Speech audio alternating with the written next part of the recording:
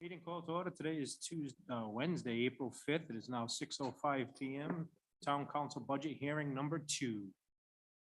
Before we get started, I know you had your spiel last night. You probably don't have anything changed. Nothing's changed And we do have prayer and pledge on here. I vote to suspend those tonight. Does anybody have any issues with that? No? Thank you. Roll call.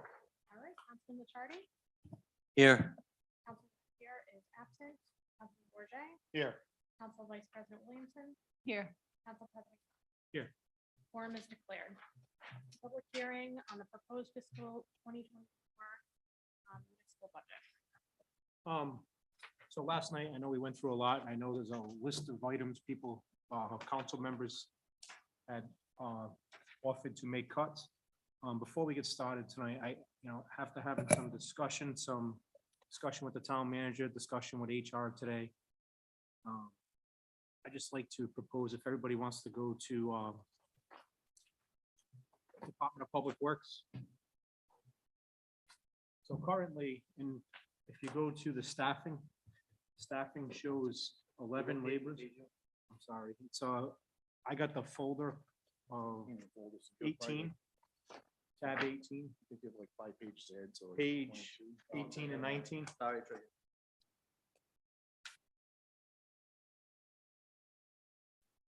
Tab 18. So the second page of the budget for DPW shows the staffing. Right now, they have in their budget 11 laborers, 6 drivers, 1 mason, 1 secretary, 2 operators, 1 recycling coordinator, 1 change recycle, 1 foreman, and 1 switch laborer. That's in the budget. What they currently have is 2 equipment operators, 1 mason, 6 drivers, 7 laborers, 1 foreman, 3 mechanics, 1 mechanic helper, and 1 secretary. I'm looking at going from 11 laborers, which 4 are not filled, and going down to 8. Reading the contract and reading, and also meeting with HR this morning, in the contract, and these have been unfilled for a few years, not just this year, so a couple of years. So with that being said, in the contract, there is a section where it does say that we can reduce unfilled positions without negotiating. There's also a section that says that if they're a filled position, like the floater that I brought up a couple weeks ago, that position would have to be negotiated. So without getting into negotiations or anything like that, I'd like to propose moving down from 11 laborers to 8. With 11 laborers to 8, just give me 1 second.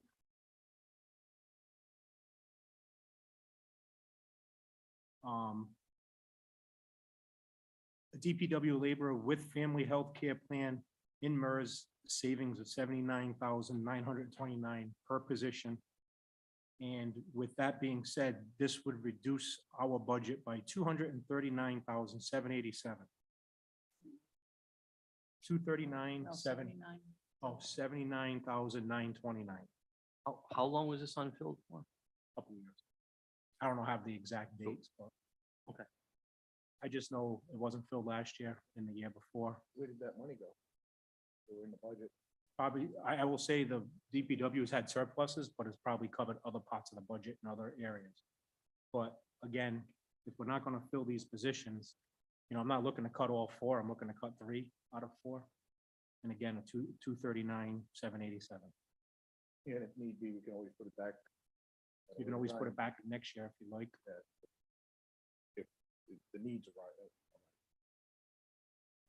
This, and by the way, this does not affect, the one thing I wanted to clarify, I wanted to make sure also that it does not send a single person home. Nobody loses a physical job. That's one of my always concerns when we start cutting positions, that somebody doesn't lose a job. And, and I thought about even the Florida being negotiated. That's a person that would probably lose their job because in the end, there's somebody at the end of the totem pole in the union that probably will lose a job if we cut a position that's filled. So again, I'm pointing out these three that are not filled, nobody will lose a physical job and be on unemployment. And no unemployment will have to be paid by the town either. And that discussion was had with W. Very little. Okay, I know I did throw it out there to him. He obviously is gonna want 11 at times. But again, I think we can compromise and work that out. That's why I said instead of 4, I propose 3. That way there, if they do need 1, you know, right now they're doing great with the staffing you have, you're doing great with 7. And Jeff, if you want to come up and speak on it, and that's why I said if they run into a bind and need 8, I don't see a problem with that.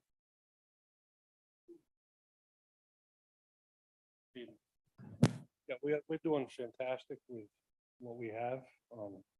Things are tight sometimes.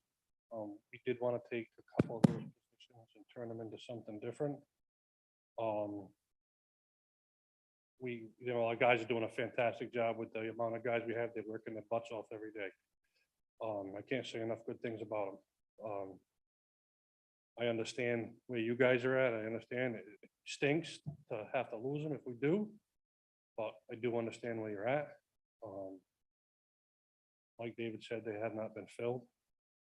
With the staffing we have, we are doing a good job, but, you know, ultimately it's completely your decision, so.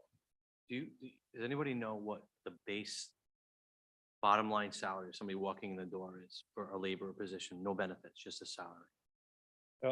Honestly, it depends on whether they come in the door 58,000, with the CDL or without a CDL also. 50,348 is that salary and 29,582 in benefits. Okay. That's with full health care. Is that with a CDL? I'm going by the numbers that was.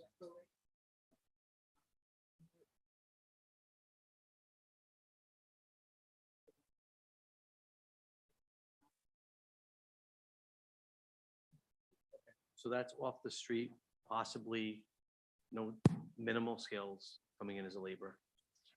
Yeah, if you don't have a CDL, it ends up being, I think, $1,000 less, because once they get a CDL, they get a 50-cent raise. So if you times that over the year, So And when they put positions in the budget, they always budget for the max healthcare. Yeah. So, you know, that's why these numbers were sent to me. can I bring up something that wasn't really brought up last night? Oh. Which is, Let's stick on this one first. then Sure. we'll go to that one. Jeff, you have anything else on that? no, I don't have it.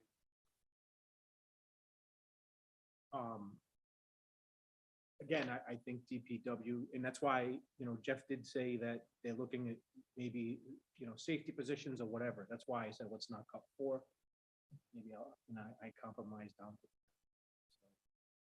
So, I don't know, you know, we could go 4, but I don't think it's the right thing to do in this. I think going down to maybe cover, you know, it's pretty decent amount that one department.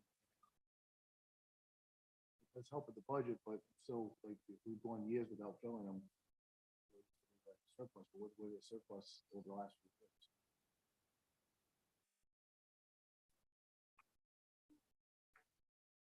And the other thing that makes me nervous, and you know, I'm a plow guy myself. The last time we only had 1 storm the year before was back in 93, 94-ish, somewhere in there. And then the following year, we had 100 and something inches. So I'm just, Even, I can tell you, even point going that out. into this year, we didn't have a lot of plowable snow. But we had the same amount of events that we had last year. But in essence, it was worse because it was all ice instead of snow. You gotta put more salt out than you would if it was just snow. So, yeah, it's catch-22. You're never gonna find a happy medium when it comes to it. gotta heat the roads, gotta heat all the plumbing. Look at Wisconsin, they're using beet juice.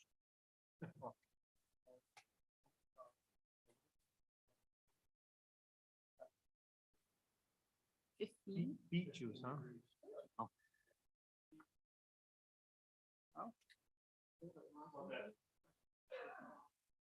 That's with those 4 positions not being filled.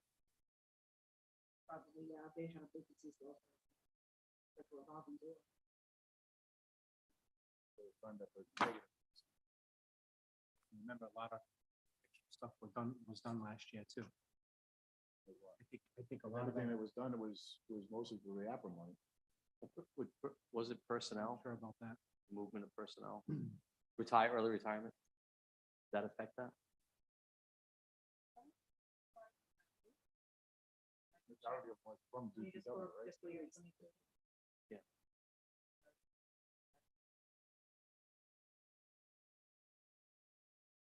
Material might be some of it.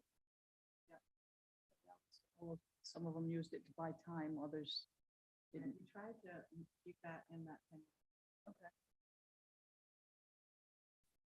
But the retirement. We don't impact it, but I think we had to do that. Yes.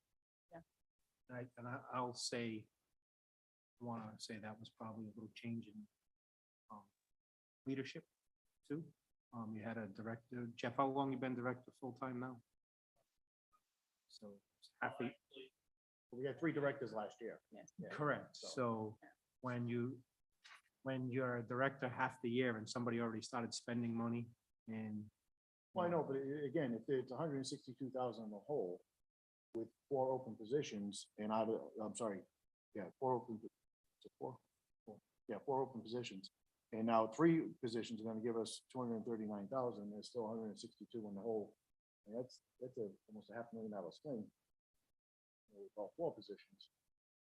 So I would hate to be sitting here next year saying that we should did that because apparently that money is already being used, and then we gotta come up with that money next year. Well, we Well, kind but of we do that in shouldn't- almost we- every budget and. That would depend on too of how it was spent. Yep. So they Correct. were under budget in salaries by 206. Overtime, between mechanics overtime and regular overtime was over 70,000. Payroll taxes came in under budget. Leave. 129. There's 129 over budget. Could be a reason for Do we that. know What what the major Kristen ones is speaking about with that, and I just happened to catch the overtime part of it. A lot of that last year under is contractual because after 16 hours on duty, you're on double time and a half. So the blizzard alone last year, they ended up with, I want to say, somewhere between 30, 35 hours of double time and a half. But what about the 120 capital? Capital, Major needs. major winter needs, that's your salt and your sand. Yeah. Your salt and your sand and your private vendors. So again, you had the blizzard, which we had, I think I want to say, if I remember correctly, we had 22 vendors on for the blizzard, plus the amount of salt we went through. Now also keep in mind with the blizzard too, with Chief Farone's great work, we got, back, most of that back.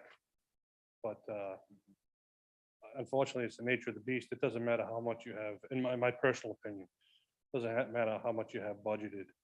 Salt, like salt went up $10 a ton this year. You can expect it to probably go up maybe $10 a ton next year. So a truckload of salt is anywhere between, depending on the weight, is anywhere between $7,500 to $8,000 for one load.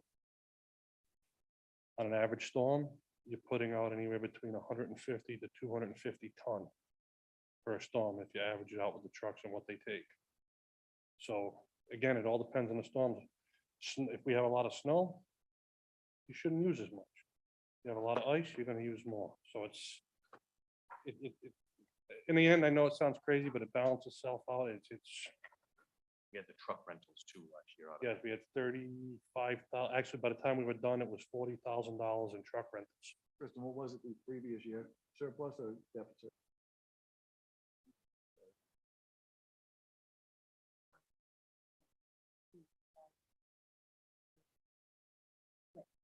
I want to say 20, we're talking 2020. 21 budget. That's about when we switched over to straight salt in that general area. Switch over from, which was a smart decision, to be honest with you, Because but, we're saving right now on street sweeping. right, and then long run, you're saving, the street sweeping cost us twice as much because of tipping fees, and you had to have 2 sweepers out. Now you only have 1 sweeper out, and it's taken from April to June to sweep the whole town, as opposed from April to the end of August, September. 45,000.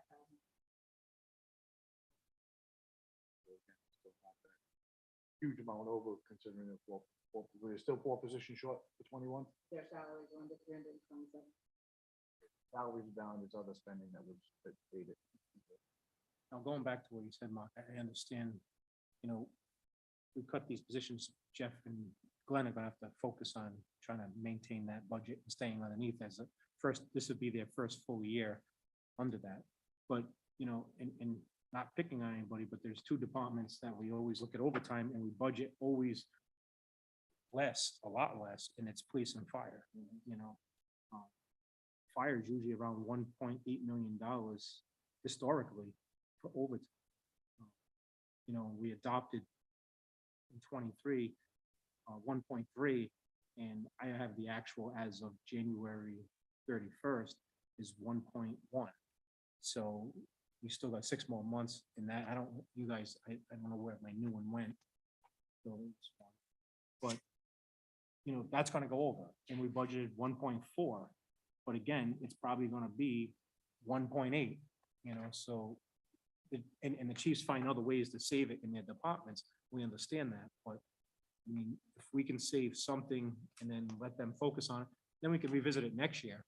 Like I said, I just wanted to, my first concern was where's that money going? And again, And then to find out there's deficit and then a slight surplus. I'm not disagreeing. No. I'm just saying, I'd like to have all the information.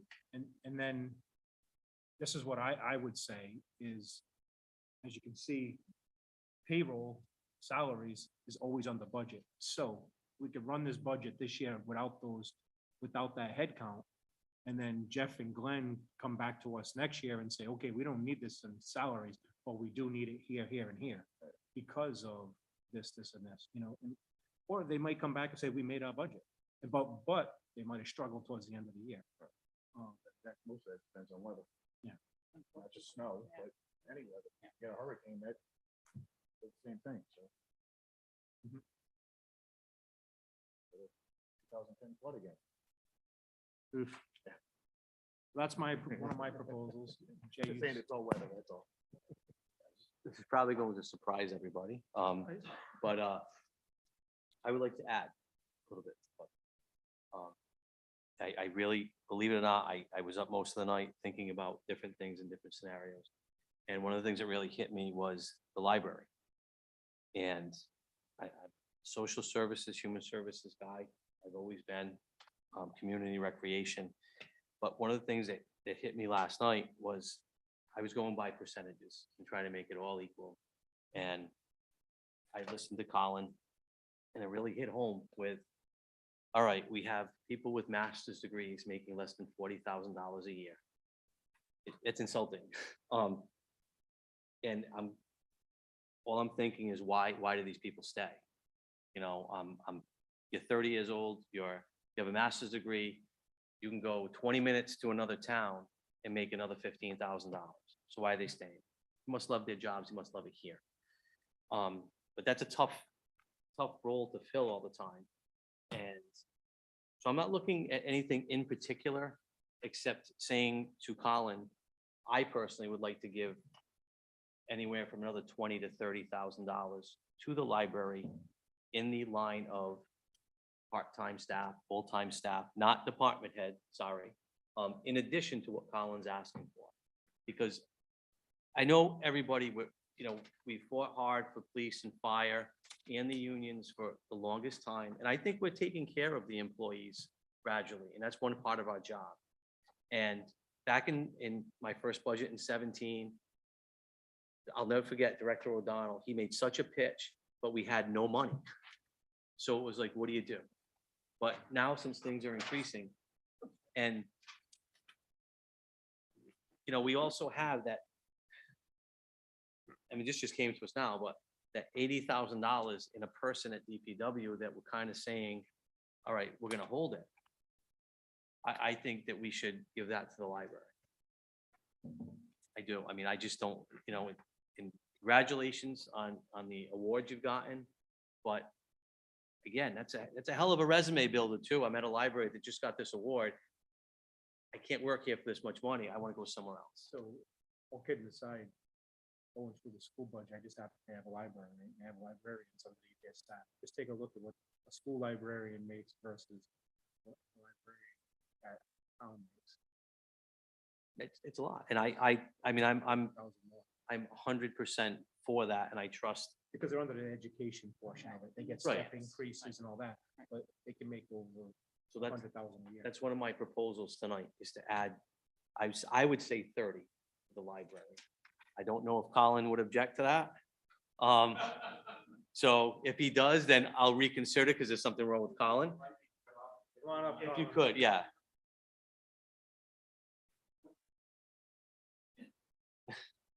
What I like to hear is you're good where you are. Well, I certainly wouldn't object. So, you know, last night I had the chance to talk about comparative salaries with the same positions at various other libraries in the state. And I said that, you know, one of my goals is to bring my staff to somewhere around the median. So I, with all due modesty, and I don't take credit for this, I think the staff are overperforming. I think that's evident in terms of the recognition the library has got. So I think reputationally, we are probably the most high-profile public library in the state at this point in time. But to your point, people want to come and work at the library. They want to work at a library that has that level of recognition. But the two positions I mentioned that we lost just earlier this year, one of them is still open. And, you know, we had a call from the library community is small. So people, the people who hold the library degree is a relatively small number of people. So we tend to know each other. We had a call from an outstanding young librarian who's at another library who said, I would love to take this position. I would love to move. I can't do it for this salary. Is there any possibility of movement on the salary? Because that's the thing that is going to prevent somebody that age with college loans in what's already a relatively low paying profession moving to West Warwick. What is that median salary? Do you know? So the median, so I think Kristen last night said the example I was using was our youth services librarian that's currently about 38. So I was using, because these are publicly available, I was using FY22 figures. Yeah. So at that point, our children's librarian was making 36. The median salary is 45. And bear in mind that includes very small rural libraries who might have a staff of 3, 4, 5 people who are serving a very small population. So, you know, so we're almost $10,000 under the median. So you know, again, I realize obviously there's going to be variation from community to community, obviously, but we're on the one hand, the library is punching above its weight, and on the other hand, we're not offering competitive salaries. And I think that's a problem throughout the town, not just the No library. question. So, you know, and I see Chief Levine over there, and, you know, he sent me a picture of Warwick's hiring a few weeks ago. You know, they're starting off at 51,000 to 90,000 with 14 paid holidays, 19 vacation days after 1 year. That's almost 7 or 8, 9,000 more than we're starting at, correct? And, you know, that becomes very difficult for our police department. Sure. And I'm sure it's the same with the fire department. You know, I know fire seems to get more candidates right now than police, where it used to be vice versa. Right? And part of that's what's going on in the country, and it's hard to get police officers, but we have, I was sitting here today in town hall, and we had an employee come in and put his notice in because he's going to work somewhere else at 21 years old, and he just started there, he found something that pays a little better. So we're having that across the board. And the same thing, once you get your CDL, we're requiring these employees to get their CDL. They can go apply and this generation is different. They're not worried, the younger generation is not worried about the benefits anymore. They're worried about the dollar, not so much about the retirement, not so much about all the perks that they do get. They're more worried about the almighty dollar. So they're worried, hey, if I'm gonna make 27 versus 22, I'm leaving. They don't realize they might get better healthcare, better retirement, better vacation, but they'd rather go make the money. It's a different, and that's a tough part. I mean, it's definitely a town-wide problem here in West Warwick. We are pretty low across the board on everything. I know clerks in Warwick that are making $4 more than our clerks, same job. So we do have to try to catch up some way or another, but I mean, that's what negotiations are for. That's what, and I think over the past, like you said, there was 5 years, some people didn't get a single raise. And, thank the employees and the unions that negotiated that. But that was during the tough times, like you said. I think we've been a little fair the last couple of negotiations. I think, but unfortunately, we don't negotiate with the library right. does their own Yeah. negotiating, Yeah. so. For the record, I don't have anybody that I know that works at the library. I do not have a family member who's going to get a job at the library. So, but that stuff does come up, No. and it's not, No, I'm you- not trying to single him out. I'm just basically on your presentation. And I really feel like with a master's degree, I value education.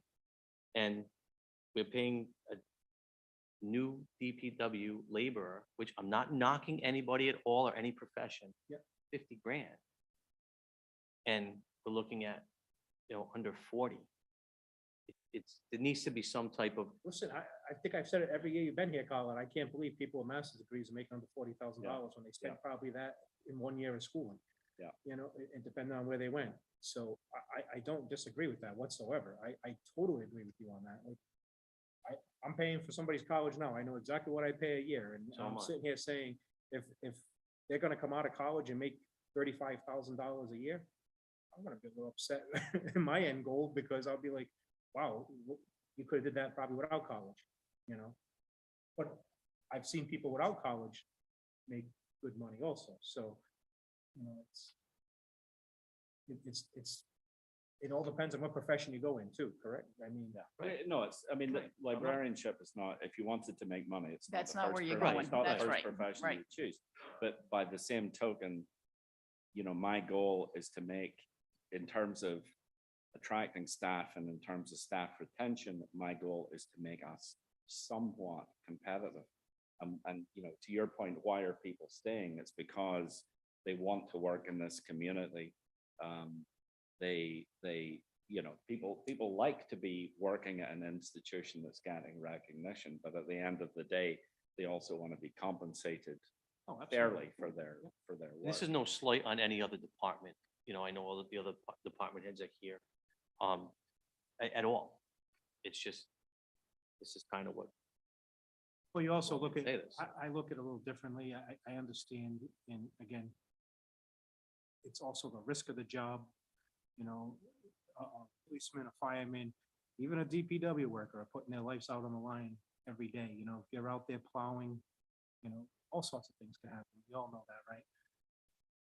Weather, whatever it may be. So when you look at the salaries, it's probably a little bit of that too. Like, you go work for National Grid, you're gonna be out in the weather, you're gonna be high voltage, you're gonna be, so they pay for that.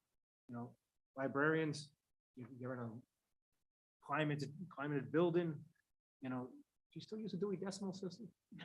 I used to be the kid that changed the cards around. Yeah, that's you. So that's no longer in play.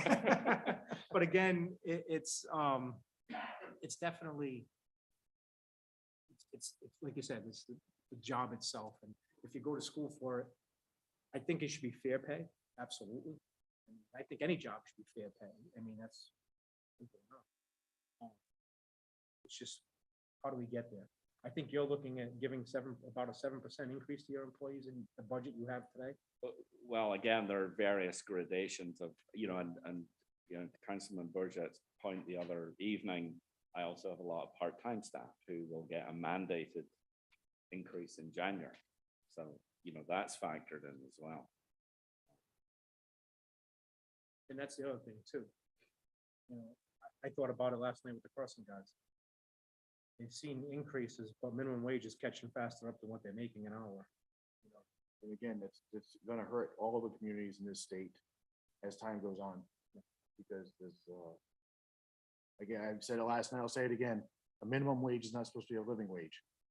Minimum wage is usually geared toward part-time employees or teenagers who are just starting into the workforce, and it's not meant for a 50-year-old guy who's trying to raise a family. It's just not what it's supposed to be for, because then you get somebody who has a master's degree, spent all that time and money and effort and they're barely making a little bit more than that. And you get this high school kid who just, goes to the local ice cream place to scoop ice cream, and they're gonna make almost as much as somebody with a master's degree. It just doesn't make sense. And you see it going on in schooling right now. 10 years ago, everybody was doctors, lawyers, and stuff like that. And everybody forgot about the trades. Now you're starting to see kids smartening up and saying, why am I gonna spend 4 years when I can go to school for 1 year and get like electrical apprenticeship and start making money right away? Or, Good money. walk right down to EB, take a welding class in high school, and 18 years old, walk right into EB and get a welding position. So $20 an hour to start. it raises every 6 months. So, so that's a proposal by Councilman Licciardi of, what is it, 20 or 30? Would you say? Just a word of discussion. I'm thinking 30. I'm sure Colin would take whatever we were able to give happily. So, Because there is a significant increase in the budget Yeah. already. Yes, there is. Yeah, yeah. And I've said, my approach has been kind of incremental Absolutely. increases to try and bring the staff up to something. We're still, even with the increase in my proposed budget, we're still lagging well behind. So So would you, the Councilman Licciardi's proposal would accelerate that process, would make us certainly a little more competitive in terms of attracting and retaining staff. that young librarian you talked about, how much more would you need to offer her? I don't know, that's up to her. And I mean, any increase is better than the one we're increasing now. So the fact that she asked, is there a possibility for any movement on this salary So you can call suggests. her up and tell her yes. Yeah. Yeah. Okay. Work for you, we'll figure it out. Yeah. Side of the line, we'll figure it out later. But we have, I don't want to kind of belabor the point, but we have a dedicated and overperforming staff, and I would like to see them compensated and their good work recognized in terms of the salaries. The process. We start compiling all the changes. And then we'll vote one by one.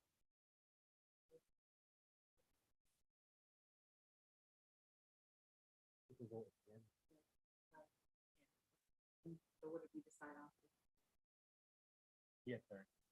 You put 30 out. with 30, we can talk about it. We can talk about it. It's time.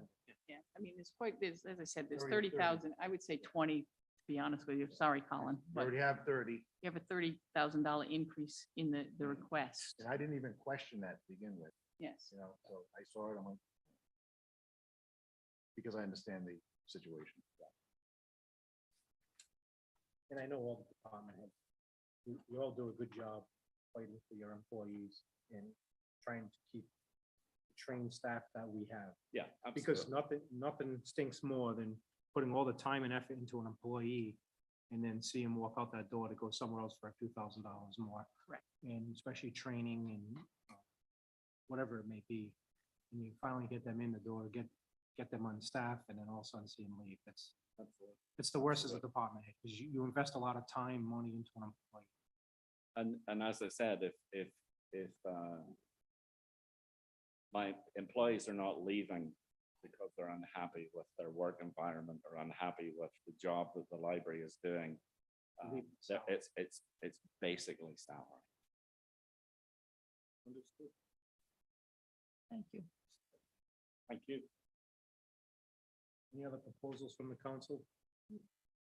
I'm gonna go through, I was just gonna say, Mark, can you go through your list one more time slowly? Slowly, because I gotta type them all. Yeah, are we gonna like come up with a number for this, or how are we doing this?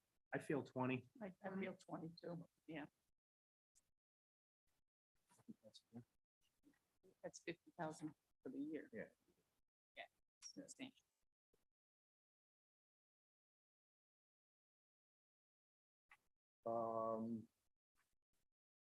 Actually, we'll start, Councilman Machado, you had other changes last night, so if you want to go through yours real quick, and then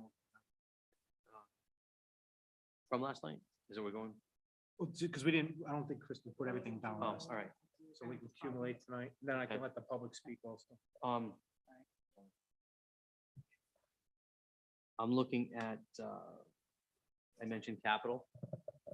My opinion, I feel we could cut the whole, well, cut the whole thing. I'm not saying it's not going to hurt, but I looked at this and thinking there's other sources of funding that we could get to utilize on this capital. We spoke about the school department. I don't know what we came up with a final number. I had that in here. There's a big discussion on that.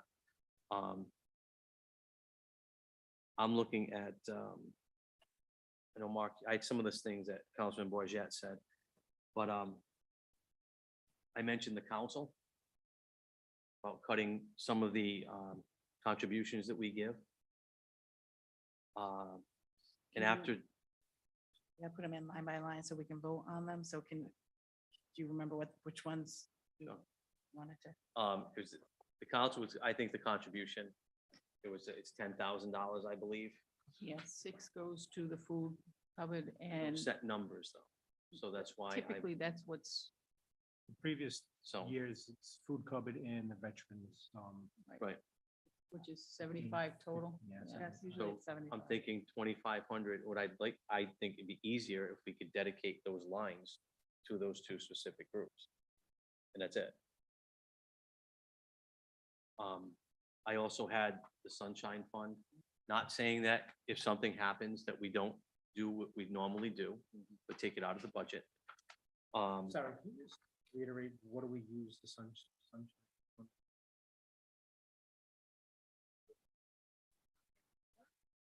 It's usually Jeff's. Yeah. Fruit baskets, flowers.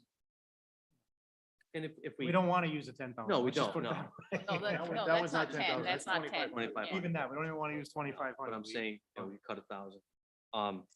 I did put in to cut the part-time finance person. You had fully, and I know you said part-time. Well, I had a conversation with Kristen, and she said that she could go with a portion, whatever the council decides she'll work with, but she said, she can do partial. So, And I shared with you earlier, that personally, we didn't fill the position last year because we couldn't fill the position. Right. So is this another situation where we're not going to be able to fill that position? And if we're not going to be able to fill it, why have it in the budget? So I used Bob, and like I said, he hasn't billed me yet. He's supposed to bill me. He didn't obviously take up the whole 25,000. I did hope to use him more, but he's got other obligation going on right now. But I am looking at another retiree from a finance director that just retired to see if he wants to work some hours. What tasks do you have in them? So I want to really pull together strong procurement, federal procurement policies and tie it into our FEMA and disaster planning. The training I went to today was a real eye opener in how having all of your documentation and everything, all your ducks in a row really expedites during a disaster and stuff like that. So the light bulb really started going off in my head today. I'm like, God, yeah, that's stuff we really need to do. So that would be my goal. Again, it's always been to focus on the procedures for purchasing, but we need to get, a good manual together for the federal procurement procedures. That's what I would hope to use that position for, I would or suggest some Bob grant Bill- funding Bob too, we Bill were us, 'cause thinking, we right? need to know what's going Were we on. thinking grant help with grant? I understand. Whatever you need to do. So another thing that I actually was thinking about last night too. I had a very limited conversation with Chief Levine last week. We really talked about some things kind of just out, other than police work type. But one thing that intrigued me was some of the things he'd like to do with community policing. And so we haven't even spoken about it, but I'd like to give some more money in that line towards the community policing. Which also gives the opportunity for him to do more because it's there. So I'm looking at another $5,000 in that line. Again, if you don't think you need it, then that's just gonna ask. If you don't think you need it, then that's fine, but Well, I'll be very brief with it. I certainly, one of my, my background is in community policing type relationships with the community.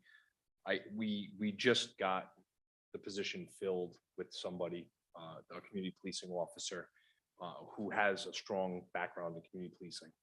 She's fantastic. She's our elderly affairs officer as well. I think that there's the potential for a lot of community outreach this year, not just with elderly affairs, juveniles, after-school programs and the like. And although I think we're decent in that area, I know there's a much more that we can do. And I think $5,000 would be more than enough. I mean, if that's something that you would propose, I would certainly not disagree with you. Would we use all $5,000? I don't really know. I mean, it depends on how active we are in the community, but that would certainly give us some flexibility in hosting certain events with, refreshments and, needed equipment to put forth some of the programs that we wish to do. So that would be very welcome. You already have budgeted 6,900? I believe that's what the budget is this year. We've had a surplus in that line for probably the last 2 years anyway. 1 year it was filled by an officer who was not there.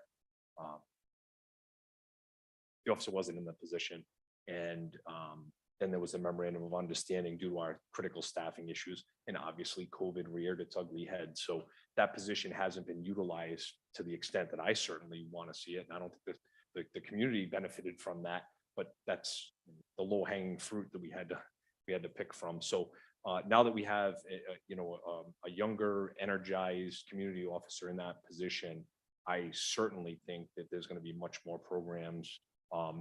Youth Center right now is now fully staffed from our department structure. So I think you're going to see a lot more good stuff going on there. And again, there is a cost to go along with that. The officer he's speaking about, he didn't say her name, so I'm not going to, but we did just get an email yesterday thanking her and Catherine for helping out with a dementia person. And the lady that emailed us was like shocked that we have such good service like that in this town from our police department. Somebody from my ward, so she reached out to me to get his email, and then she CC'd me on. the email she sent. It wasn't to the whole council. No, it wasn't to the whole council. I'll forward it out to everybody after that. No, she is fantastic, and I think she's in a niche. I think is going to be beneficial to both her for career development. It's what she likes to do.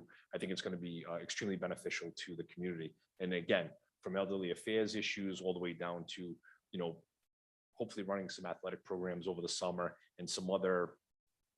You and I have talked about some of my grand plans, and I think they'd be fantastic for the community. So again, there is a little bit of a cost to go along with that stuff. I mean, needed supplies and stuff, but I don't think.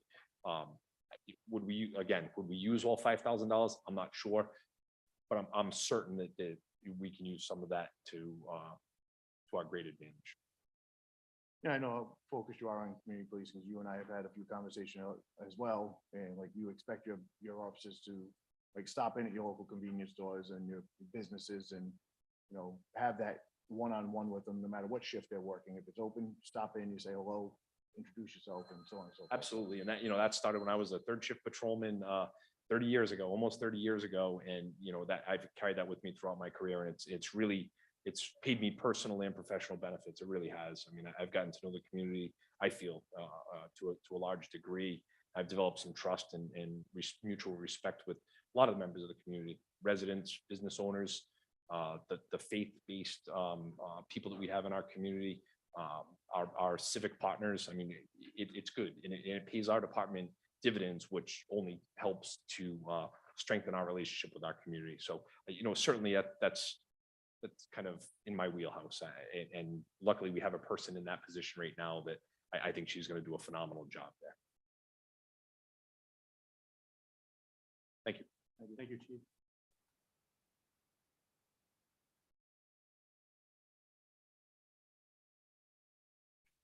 Anything else? All caught up? Yeah, did you say the school or no, we haven't addressed the school yet? We can put the school at 300,000. I think Okay. that's what we're talking Cutting it pretty wide. about. Not cutting, well, just moving their line item from Back up. to state aid back up. So So it's their request would actually be 200. 200,000.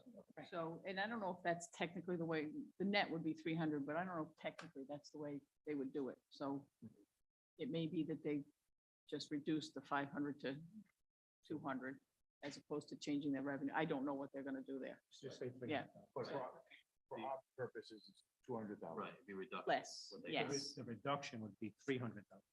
Right. Their Their ask increase would be 200, yeah. Once we We change give that, them yeah. two. We keep Yes. saying the same thing, but backwards. and- Backwards and Backwards. forwards, upside down. By the end of the night, we're like, huh? Like the Aflac duck some night. Mark? I mentioned last night with the department heads, again, this is, I don't mean to offend anybody. It's, I understand the hard work you all do, but I also understand the budget times right now, and that's why I wouldn't ask for you to take zeros. But people in the community are also struggling, and so I'm just trying to find a balance here.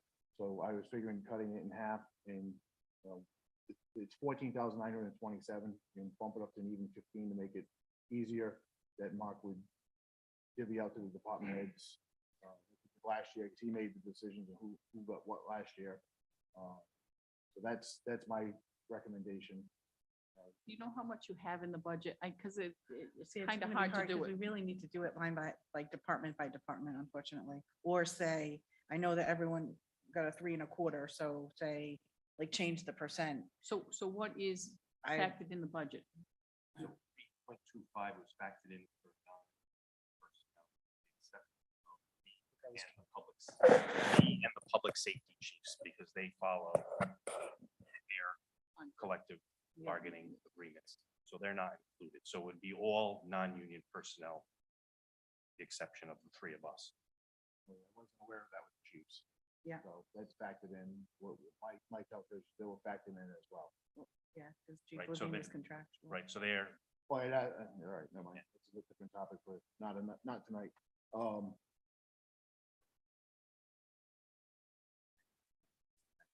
So you're saying it would be more beneficial to say, no, it's not 325, it's 275 or 25 or something? What made it difficult is because last year, I don't know when I made the comment to Mark, if you don't need our approval, then just do it. And if we don't like what you do, we're gonna take it out on you.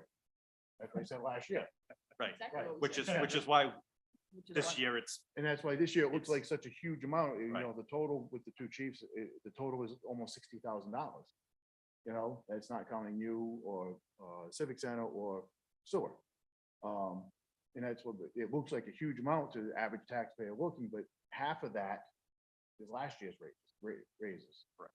And then the other half is this year's, and that's why I just cut it all in half and said just, so it'd basically be half of what you were ever gonna give everybody is what they would get. I guess the easiest way to word it, If it's included last year, if you It's cut last it in year the half, same it as gives it this year, 0 as far for as- this year. percentage wise. I No, think I'm saying last year was the a total. 3, wasn't it? It was a 3, I think. think last year was 3. Three This is Yeah. 3, and a 325. quarter. Right, and obviously, the way I figured that was looking at the past history, looking at the league is now doing the municipal report on the salaries of the various, with our various communities, and then looking at what union personnel received in negotiations. And in the 3 years I've been involved, the non-union personnel proposals have been just shy of what the municipal union has given their people, or they've earned. So if they've gotten a 2 and a 2, like they're coming up, my proposal for the non-union folks was a 3.25, not splitting it, just doing it all at once because it's significantly easier on the finance department. And that's been 3 consecutive years like that. So the non-union personnel's increase has been slightly less than what the unionized personnel have received. It'd be hard to calculate that right now. Just because of the 2 years being in there, I have to figure out what everyone's at right now and then what I have in the budget and the personnel supplement for them. I mean, I can do it while we're talking. I want to speak up on that before she starts running all those numbers. It's just like any other position. I think everybody is seeing a raise this year contractually. You know, we talk about keeping our staff and, you know, that everything's going up. And we continue talking about, and I understand that we're fighting to keep the tax rate down as low as we possibly can for the taxpayer. But with that, you know, we have to look at, you know, and Chris, I'm trying to throw you out there. If she can go to East Greenwich for the same job and make 10,000 more, just like Colin said, a librarian go make 10,000 more, she might say, you know what, I'm out. And I'm not saying they're doing that, but I'm just, and I know that's like. She's already been there. Pick a different community. I probably should have picked a different community, but I'm just throwing that out there. That'd be like me going back there. That ain't happening. Mr. No to make sure of that. But again, you know, it's, you know, that's what we're getting into, you know, and people are looking, saying, and I don't think it's just frontline employees. I think it's department heads. I think it's everybody. And we want to make sure that when we have good employees that we keep them here. So I don't think it's overly zealous that you're asking for 3.25. I mean, I'm good with 3. Yeah, the only thing I would say is based on your philosophy, just keeping it under. If it's 2 on July 1st and 2 on January 1st, that's not 4. That's 3.0. Yeah, I have to look at it. It is a little bit more than 3%. Yeah, 3.06 or something like that. So the 3.25 would be higher than what they're getting. Correct. Okay, For this year, but okay. the last 2. Okay. That's why I said I'm good with 3%. But it doesn't, I mean, ultimately, we're talking, I'll take this on, we're talking about penny right now, Yeah. right? And And it's tough, and I know you But have a not to lot of, people, not to the, yeah. No, it but- means something to the but I people. know last night you came up with 58,088, but that's even gonna be less now because you factored in the 2 chiefs. Right. Right, so we'll just say 50,000, you know, And again, I said it last night, I know it's peanuts. But I do believe penny saved is a penny earned type of mentality. Mhm. Because the 3% this year, you get a 3% next year, that's 3% of this 3%. Yeah. So it's kind of like the schools with the maintenance of effort, where you have to keep going that way. And like, and I understand you look at other communities and people can leave and go there, but like Warwick has so much more money coming in, they can afford to pay so much more. Mhm. You know, we're not Warwick. and East- that's East Greenwich, understood. you know, has so much more that's coming in. We're not East Greenwich. We're West Warwick. We have to live like we're West Warwick. You know, we can't live like we're Warwick. We can't live like we're East Greenwich because we're not. Well, they have more And- industrial growth and so on and so Absolutely. forth. The Absolutely. business, You know, I look at it too, and you know, all joking aside, I mean, there's been a couple of times we've gone to, you know, jokingly seeing the mayor or the previous mayor and saying, please adopt us back. jokingly, but kind of serious. Because if we can get our tax rate and get that growth out of Warwick, West Warwick, we've talked about that, but, how do we do it? We have a small industrial park that's in Ward 5, right? It's starting to, people are starting to build in there, but it's not going as fast as we would like, and eventually, we are gonna run out of that room, or, we're gonna have to start fresh, knock stuff down, older stock down, put newer stock up, or whatever. But people don't like that change either, there's always been comment, let's redevelop Arctic as, start fresh, knock it down, start fresh. It's not the fifties anymore. We can't live in the fifties. Correct, Sears isn't here anymore, right? See, this isn't It's not anywhere, coming really. back. But, it's, again, I think we are doing our due diligence in cutting as much as we can out of the budget. We're getting down to the nickel and diamond, right? And I think, I think it's fair, like Councilman said here was, if you're looking at the contract, 2%, it ends up being about a 3%, 3.01 or whatever it is. Maybe 3.25 is a quarter too high, a half too high, I don't know. Common ground. I think it's, as, speaking to Kristen right before the meeting, if we have to go through every one and say, all right, we're gonna cut this 1,000, better with a percentage, that way there it's fair across the I would board. just give it a number. Because, Because that's all I can work with is a number. well, you have department As I heads, said to Kristen yesterday, I think it was, number, I hate numbers. They're too easily manipulated. well, you know, just look at it this way, and- you have department heads, let's talk about I need, percentage. like I said to her, it has to be dumbed down for me. Because Well, you got the way this department stuff heads, is- you got department heads who are making $70,000, $75,000. 3% to them is $2,100 a year. But then you have department heads making 90 to 100,000. 3% to them is 3,000 a year. I don't, do you want to make it a flat rate raise, or do you, I which think is I think unfair? we said we wanted to have Mark have discretion to spend it as that's Correct, exactly and what we that's- said. Right, and Yeah. that's why I came Yeah. up with just a number. And Right. I said, he can distribute it as he sees fit. Well, I think, So- Mark, I don't want to speak for you, but I think you're going to go with a fair percentage across the board. In this particular year, that's the plan. We just started doing the self-assessments as part of an evaluation process, but that'll take time to work out the bugs on that, where And then at you some give- point we can propose Then you look at some based on type of performance, right? merit fraction, if you will, where there is Because, a standard base with some adjustment. and to me, that's the way it should be. Mhm. And that's one, I'm not anti-union, so please, the people anyway listen to this, don't say, oh, we hate unions. One of my issues with unions is the fact that everybody gets the same, no matter what they do. And I'll give you an example. I used to work at Hirsch Celanese. Some people here might know what that was, a chemical company in Coventry. In the mid nineties, I worked there. And I would go in, I'd go out, and I'd work, I'd come in, it'd be covered in this purple pigment, sweating like a stuck pig. And I'd walk into the locker room, and one of the other guys sitting there with flip flops on, nice and clean, laughing at me, saying, I'm getting paid the same as you are. And that's just not the way it's supposed to be. So it's one of the issues I have with unions, but at the same time, I understand that side. But to have this, where you guys are developing this evaluation program where people are gonna get a merit increase, I like that and I appreciate it.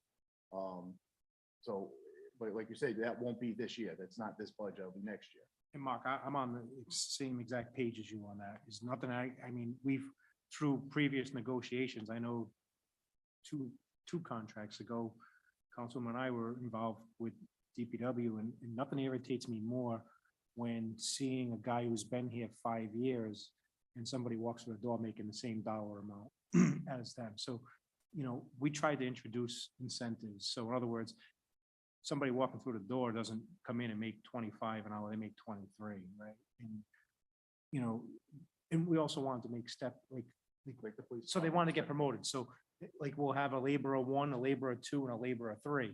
So if you're a laborer 3, meaning you can perform all these duties, and the laborer 1 would come off the street, these are his duties, they would work to get promoted. And we were trying to propose that.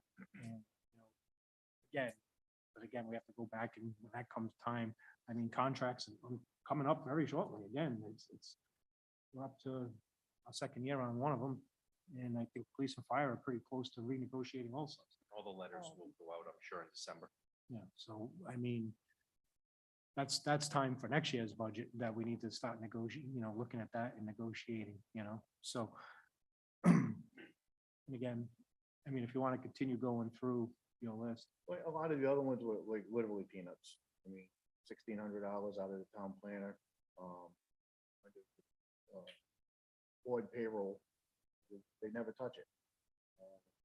Town council for the sunshine fund, I said recommend knocking 1,000 off, and again, like you had said, hopefully we don't need it.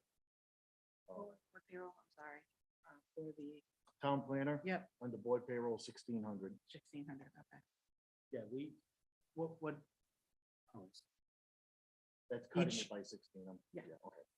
On the sunshine fund, each activity or incident is between 100 and 200, depending on, the price of something that week or whatever. So you're right. So if we keep it, and then that's easy. I mean, when that situation like that happens, I do get the phone call. How much should we, do we want to do a fruit basket and flowers or whatever? We make that decision. We just have to keep that a certain dollar amount to. keep Like I that said, budget. and that one's only $1,000 cut, so it's not like huge money. It's. And then my next one is the finance director, part-time position, which we've already discussed. We ever came up with a number. So if you need help though, where will that come from? I mean, it sounds like you're gonna use a Yeah, contractor type situation. well, if I don't have it, then Well, but if you have a project that needs to get done, right. I mean, that's my only question. Do we? Yeah, the deputy? It's. She's pretty, so with the whole new MERS reporting and everything in payroll and stuff like that, because MERS is related to payroll, she's pretty out straight. We're hoping with the new system that the imports will take less of her time, but I can reassess and see what she's got Again, I'm going on. not down Yeah, there day to day, so, Yeah. please, nobody Yeah. take that personally. I'm just Right, saying, right. you lean on your staff. Can I go back to the contributions? When we do add in a playbook or we do a T sign, where does that come out of? we have a line for It's different line. advertising. Advertising. Yep, $2,000, I believe it is. $2,000. That's in the Yeah. general fund. No, No, and- that's- Yeah, This Town one. council. It's under Well, council. but don't we do a scholarship or haven't we done them? You have 2,000. But yes, We have 2,000 for scholarships, correct? yeah, well, And it then- says advertisement Then we scholarship. have- it's Yeah. both. Right, it's a combination. of Yep. both. You can take it. It's all one line. Because the two scholarships are 250. 500 500 each. each, right? Okay. 500 500, we've Okay, done that's 500 for fine. 2 kids. Yep. And Um, it gives us 10 advertisements a year. Okay. More or less. Could Just be wanna make more, sure. could be less, depending on the dollar amount. Size of the page. It's typically what, I think we've spent like 100 on average. Well, per- So- like On you what? guys Per did ad, per advertisement. ad. Oh, yeah. 3 in the last 2 months. Right. I believe one has- Frozen in. another. So One was football and one was. But you know, it, Frozen, Play- yeah. Frozen, and then we just did the daring players. Yeah, last night. but So- the Sunshine Fund and the ads though, it's going to happen. So it's, matter if, what. right, I mean, if we go over budget, we go. you just- Third quarter, you can move Is- things around in the council. Right, you know. right. There's money that we can save out of our council budget, or, although I don't want to do it, but for $100, Right. go to the cash reserve. Well, I think we'd be, but there's money there, is what I'm saying. Can for you this tell me- minimal amount. yeah, and maybe you don't have the detail there, Kristen. Mhm. So in FY '22, it was 7,870 for contributions. Which seems odd because in my mind, we do. Some of the advertising was, it might Or have came maybe- out of that. because Well, we that's didn't why, have that that's why line I item. asked the question. I Would have wanted to been like make sure. 130 for an ad, or 120 or something. For the contributions, you said? Yeah, the contribution line was 7,870. We donated to, I don't know which year this was. I know, Yeah, it wasn't then. that was, back, all right, that was yeah. back over. It was pre-COVID.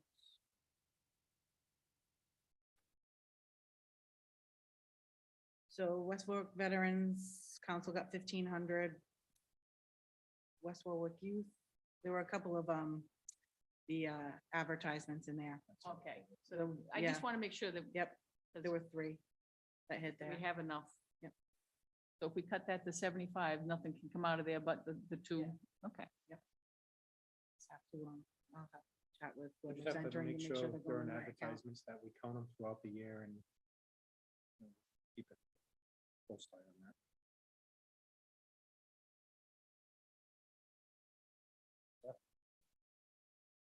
Tax collector under overtime, they have it budgeted to 6,000. I recommend cutting 2,000 off of that. Sick bonus, they have. Okay. Go ahead. You get the sick, the overtime? Overtime I Right. got, yep. Sick bonus, they have 1,200. I'm recommending cutting 400, So that is contractual. I'm just gonna, Yeah, I was gonna say, that's something that. but they don't use it. well, it depends. If they're you're not not sick, they will use Well, it. right. Yeah. But I'm So- saying that historically, it's.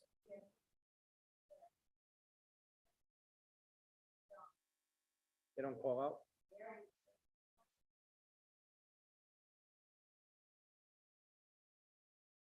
I That's just what I wanted want to hear. Any Yep. department head wants to speak up, please, because like I asked Sal last night about the next one, so that one's out. The tax assessor, because he said he's gonna need that 800 because Right. it's a new training and Yep. he hasn't gone to it yet this year. The fire was the longevity. He said you're already using your numbers. Kristen's numbers. Yep. Yeah. And street lighting was the last one for 5,000. So let me, before we, you said we contractually have a monthly fee for the lighting. Yes, $5,957. Okay, so that's, 72. Right. so that doesn't include any replacement of anything. No. Which we've done, we say 6. Usually around 800, between 800 and 1,000. When we get, Piece or, a piece. Yeah. when we Does that get include fixed. too, like if there's a light, like a light goes out right here, it starts flickering, the light burns out, and you have to call prison? Are they responsible for that, or does that come out of this money? I've never processed it for them going out to replace a bulb or something like that. The money that I've approved spending has been someone who needs a new light put up or something that's been damaged that's not covered by somebody's insurance. Okay.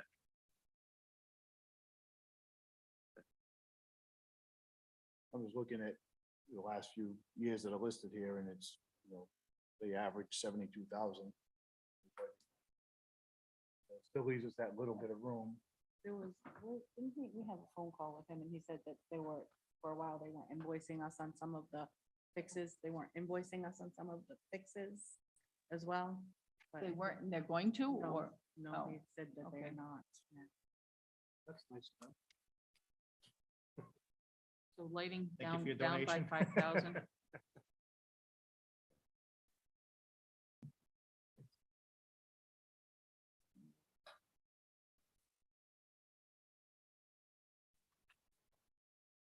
Wow, chief, you got money in your budget extra.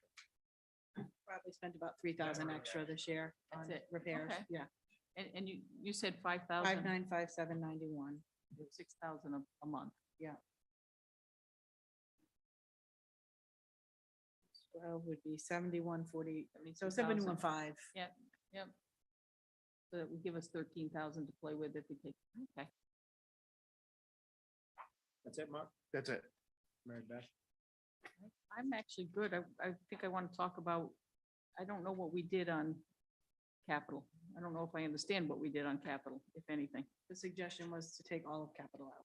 So I feel strongly that, especially the safety kind of things, and those are the things that looks like you left in, Mark, the, on the fire, air packs and hoses.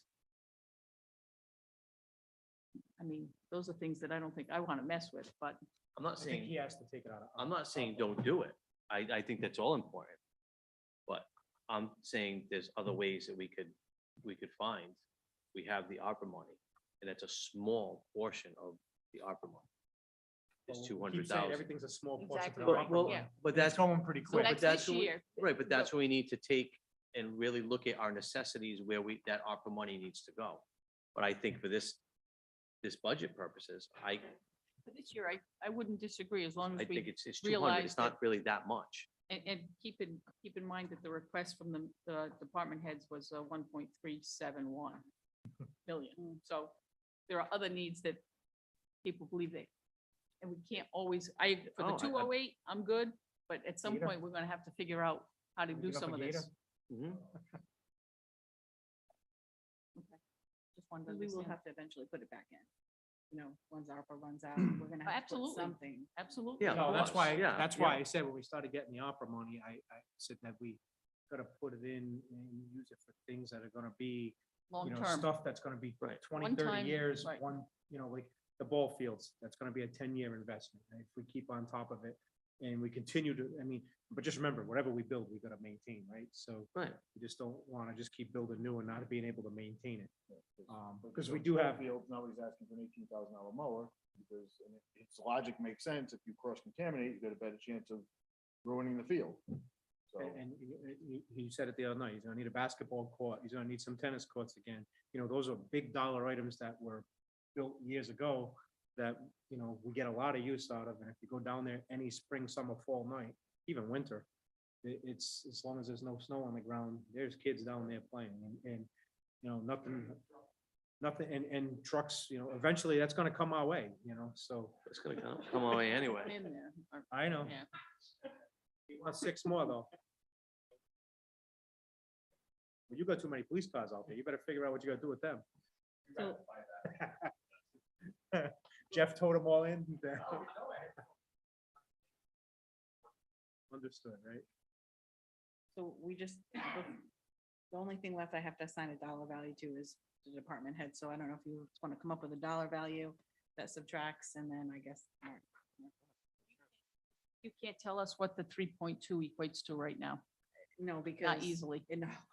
I No. tried, I just started and then I'm like, because there's a lot of department headlines, but then there's a lot of new, non-union people that are in the salaries. So I would have to go in and figure out what they're making now, what they're. and you have split department heads too.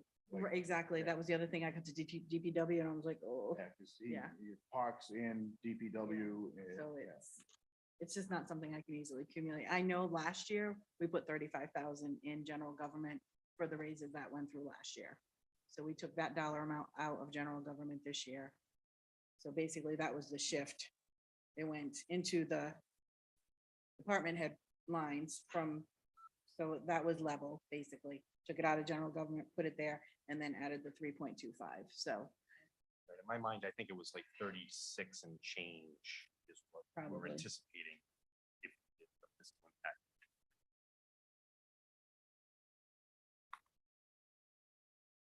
I proposed mine and I agree with some of yours. So I don't think we answered Kristen's question. for department heads. Yeah. Let that fester for a little bit and we'll let the public speak All right. because there are people here that want to speak. Come on up. Come on down. I don't know if it's the appropriate time, but I'd like just for a minute or two to talk about department heads. If public comments, the more appropriate place for me to speak on that, There you go. I'd be glad. It to. is I opened it now. up to the Go public, for it. So let's go. So I don't really want to stick my nose where it doesn't belong, but I think it needs to be said. I'm fortunate. I can call any department head at any time, day or night, and absolutely have miracles worked like that. I go to a chiefs of police meeting once a month and other chiefs are blown away at the relationship that I talk about with all of my department heads. And I understand we're trying to balance a budget. And I've always been concerned for the taxpayers and business owners of this town. But I got to be honest with you, our department heads work tirelessly, not only for themselves, but for their departments and the community. And I know it's not my place to agree or disagree, but I'll say it. I completely disagree with cutting department heads' salary increases. These are men and women that, dedicate mostly their lives to this community. And yeah, we take care of our union people. We've been doing well lately, decently well lately. I think that our department heads deserve to be recognized for that Because in addition to doing what they've normally done for the last 20, 30, 40 years in this town, just recently, we have to deal with the retention, hiring, training, and watching good qualified people walk out the door. And I spend an awful lot of my time every single day on retention, recruiting, trying to hire the best and brightest. And it takes away a lot of my time to dedicate to my men and women that are out there doing the job. And that goes well beyond 40 or 50 hours a week. I mean, my phone's going all weekend, at night, on holidays. It never ends. And I'm not the only department head that way. I know all the other department heads feel the same exact way. And although maybe, you know, I'm speaking out of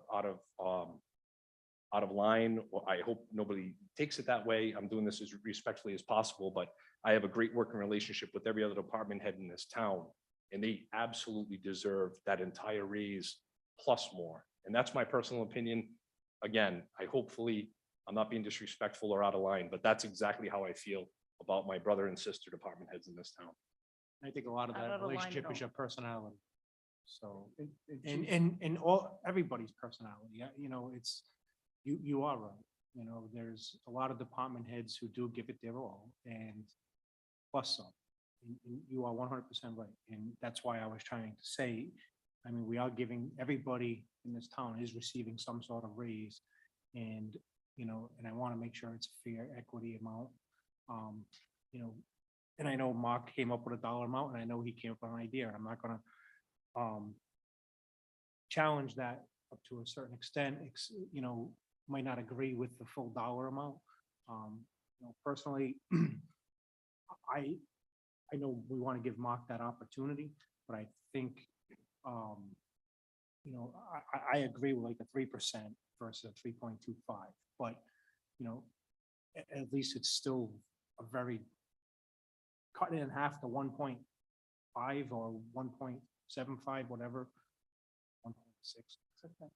I'm off a couple of percentages, you know. still better than me. I still see that trying to. Yeah, but again, you know, I rather see it because staying up that 3% mark or higher, so. Yeah, and again, I'm not up here trying to debate for other department heads, but I know, you know, Jeff and I have had numerous discussions over the last couple of days, cleaning up an area on the bike path, and you know, a lot of those calls are before hours, or after hours, or on the weekends, and I know that's part of their duties. I understand that, but it you know, the men and women, the department heads, We have just, private, I mean, there is no off time. I mean, private citizens calling our department heads at 5, 6. in the no, morning. and that's fine, and we should be responsive, and by no means am I taking this like you're attacking us, but I don't take it that way at all. But I'm just trying to offer a unique perspective of a department head that absolutely loves this town and has given almost 30 years of service. And I've never been surrounded by a group of other department heads that's so committed to not only doing a job for their department, but to be financially responsible, to do the best for the community. And again, just like I answer the phone at 3 o'clock in the morning for another department head, I can guarantee you I can call any other department head, sewer department, the field house, public works, the fire department, EMA, the senior center. I can call anybody at any time, and whatever I ask for is just going to be done without question. And that's a unique relationship. Believe me when I tell you, I have a lot of chiefs that I speak to. That's not a common thing in municipalities. It's really not. You've been in several municipalities. I don't know if you've seen the same thing, but West Warwick is unique in that, and I don't think we can overvalue that. I really don't. And I don't disagree with a single solitary word you said, but I try and look at it from both sides of the coin. Okay, the opposite side of the coin is we already have high tax rates in this town. High tax rates lower property values, and lower property values bring in people who can't afford the higher property values, you know? So there's that balance that we have to find. And that's why, and I said it last night, there's no way I'm gonna sit up here and say, you know what, you guys all do a great job, but you know what, too bad, 0%. You know, I'm trying to find some balance as well. If we were one of the richer communities, I would agree with you, give them more than that. Yeah. So, You know, so but we're Mark, not. when we go back to property values, you know, I see realtors here advertising houses in West Warwick. And when I see houses on Dorr Street, 3-bedroom, somewhat of a ranch, however you want to call it, at 459, and I go on the website and see what the town's assessing it at, and it's 269 or 279, you know, I have a mixed emotion on that, because if we were to have the tax assessor go out and raise that tax assessment up to 479, that person's tax is obviously gonna Take go up. that same house and you move it into East Greenwich, what's the value? No, That's no, my but, point. but seeing houses here, the Yeah, and I- valuation of houses is just, right now, what I'm saying is, compared to what the town is assessing them at and what they're selling them at, maybe we're not on the right scale, right? But, Well, that also but- depends what year you assess. yeah, well, It changes so quickly. again, the assessment on this house today, and the house was open house last Sunday at 459. And the house was bought back when it was bought for under 200,000. They're doing a, you know, it's kind of, you know, people are, you know, when people say people are leaving West Warwick, it's not because they're leaving West Warwick because of high taxes. They're seeing a great opportunity to make a lot of money on their house right now. Well, that is part of it. And it's yes. crazy. You are correct. And, you know, very rarely, you know, when I have that conversation, I will get the person come to me and say, you know, we basically, and you're right, we are very low. We're very low on the list of tax, you know, low for highest taxes, where we're in the bottom 1/3. Where before, when we had car taxes, that helped us drastically, because our car taxes brought us up to number 14. So we were in the middle of that 39 cities and towns, right? We were in the second half of that tier. But when we got rid of car taxes, that hurt us because our property taxes, but our tax rate is under $20 per thousand right now. But the other thing I want you to compare, and I like to put that out there, is you're right. You know, you go out to Tiverton, yeah, their tax rate might be $16 or $15 per thousand, but you can't buy a 1-bedroom house out in that area for under $1 million. So, and that's what they're valued as under, so in the end, the taxes are higher, but they're getting a more dollar amount value of a house. Not getting more of a house, is getting a more dollar amount value. And that- So, They have so, higher appraised values. yes, higher appraised value. But that's what I'm saying is, we live in West Warwick, and you have to budget like we live in West Warwick. We can't Okay. budget like the other communities budget because we're not them. Yeah. And that's why, and I- again, this is a maintenance of effort situation. I you did- know, like Little that Compton is 3% number- raise goes on and on and on and on and just keeps going. You know, that's why, you know, if we weren't West Warwick and we can afford to give the higher ones, I would say absolutely, because the department heads deserve it. Even Social Security saw a 9% increase this year, You know, which is that's based- which is crazy, right? It's never been that high. It's based on, I don't know what it's called, but it's, has to follow, Kristen Mike. It's mandatory. The cost of, like, cost of living. Cost of living, but again, this, your question, you know, and again, you're looking at a 3% or a 1.5% increase. I'm just cutting it in half, right? I'm going by percentages, you went by dollar amounts. The same thing, the cost of living is going up for every employee, right? So And it's every kind of resident. high, yeah. It's every all the resident. way around. And but- that's why, when you see such a huge increase in social security, and it's based on the cost of living, that shows you how bad the cost of living is for everybody. I don't think it's gonna get any better for the next And- couple of years. Well, it's not, you know, I'll bite my tongue on that one too, but, that's my only thing, so.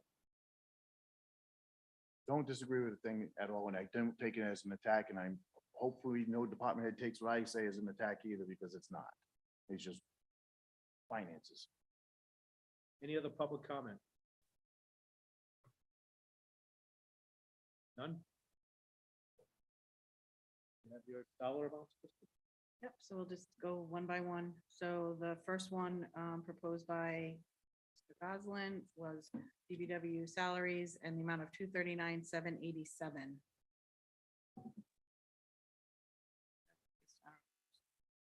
Roll call vote or whatever you wanna. All in favor on that one? Aye. Aye. That's four Opposed? ayes. That's a pass. Can I ask one question before you get started? on the next one.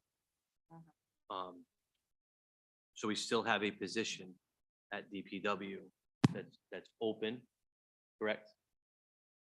Do you plan on filling that position?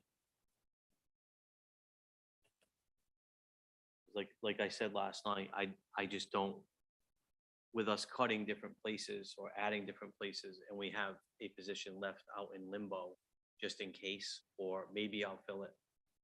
I don't like that. Not Okay. when other people, not when we're cutting other places.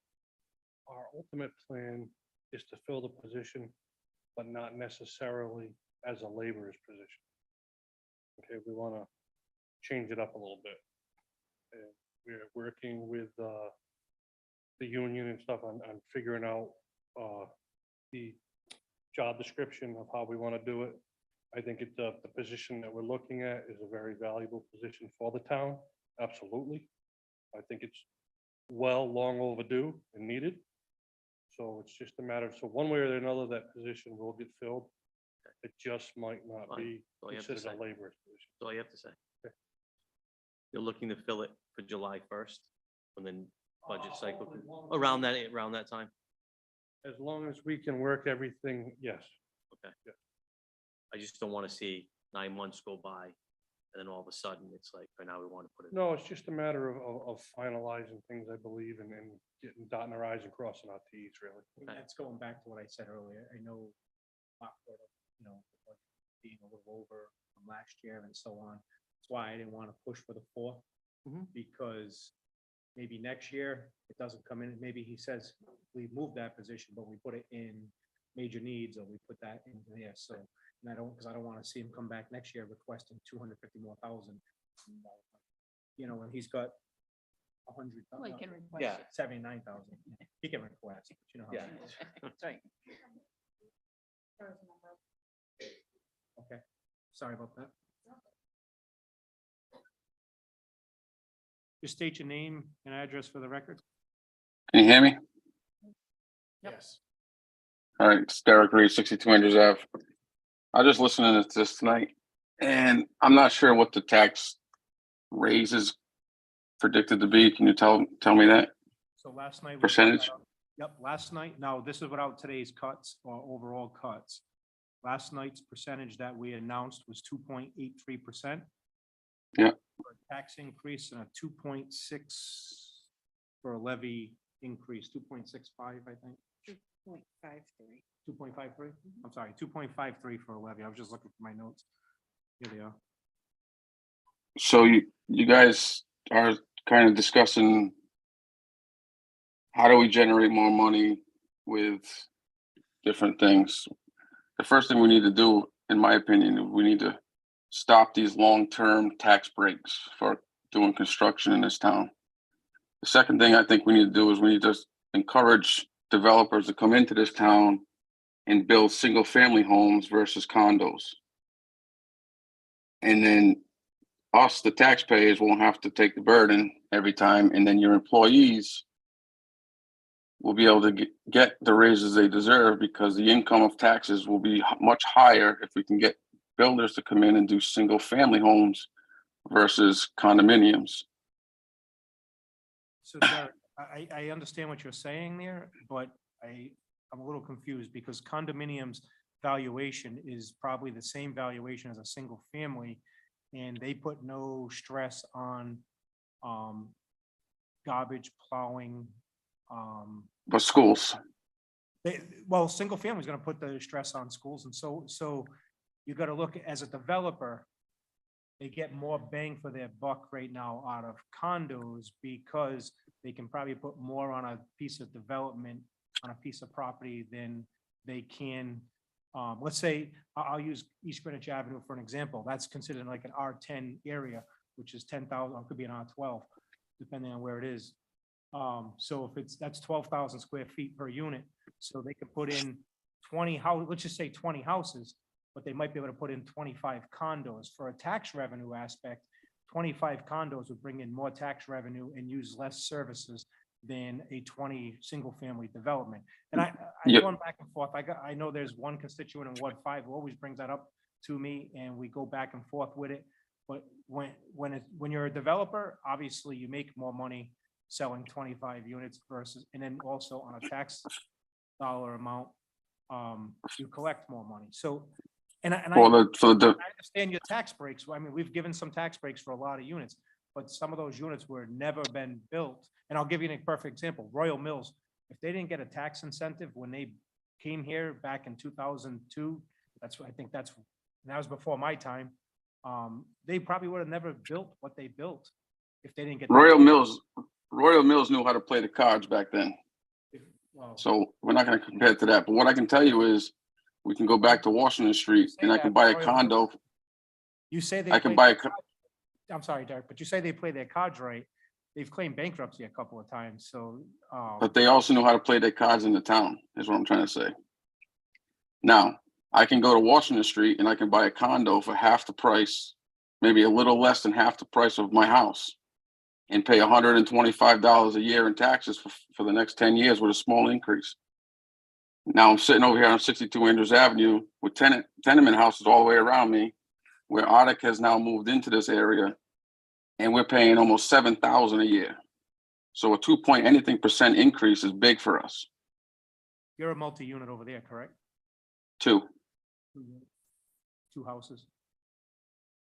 We had an evaluation that the house went up $135,000 on the last evaluation.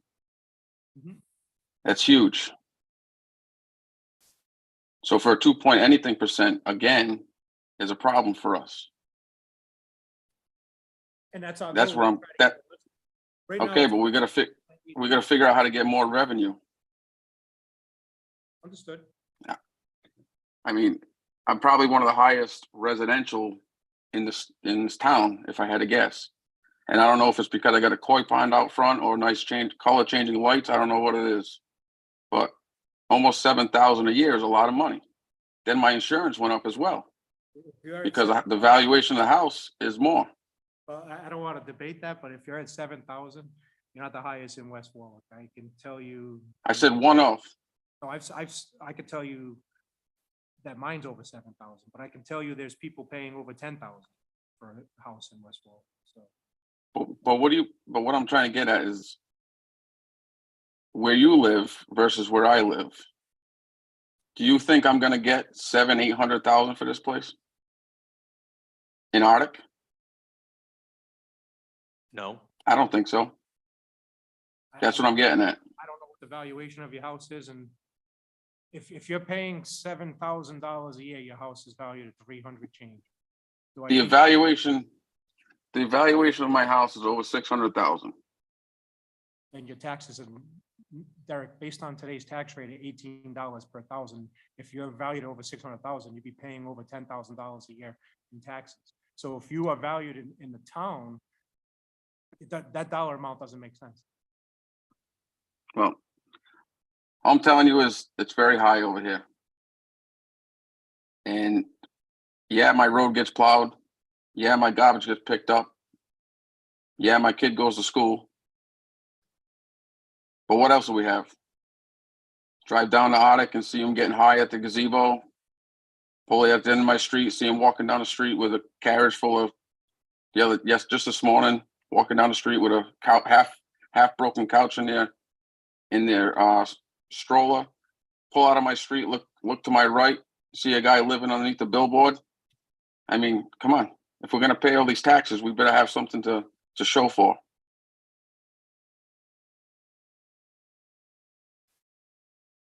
Thank you. Yep. Any other comment?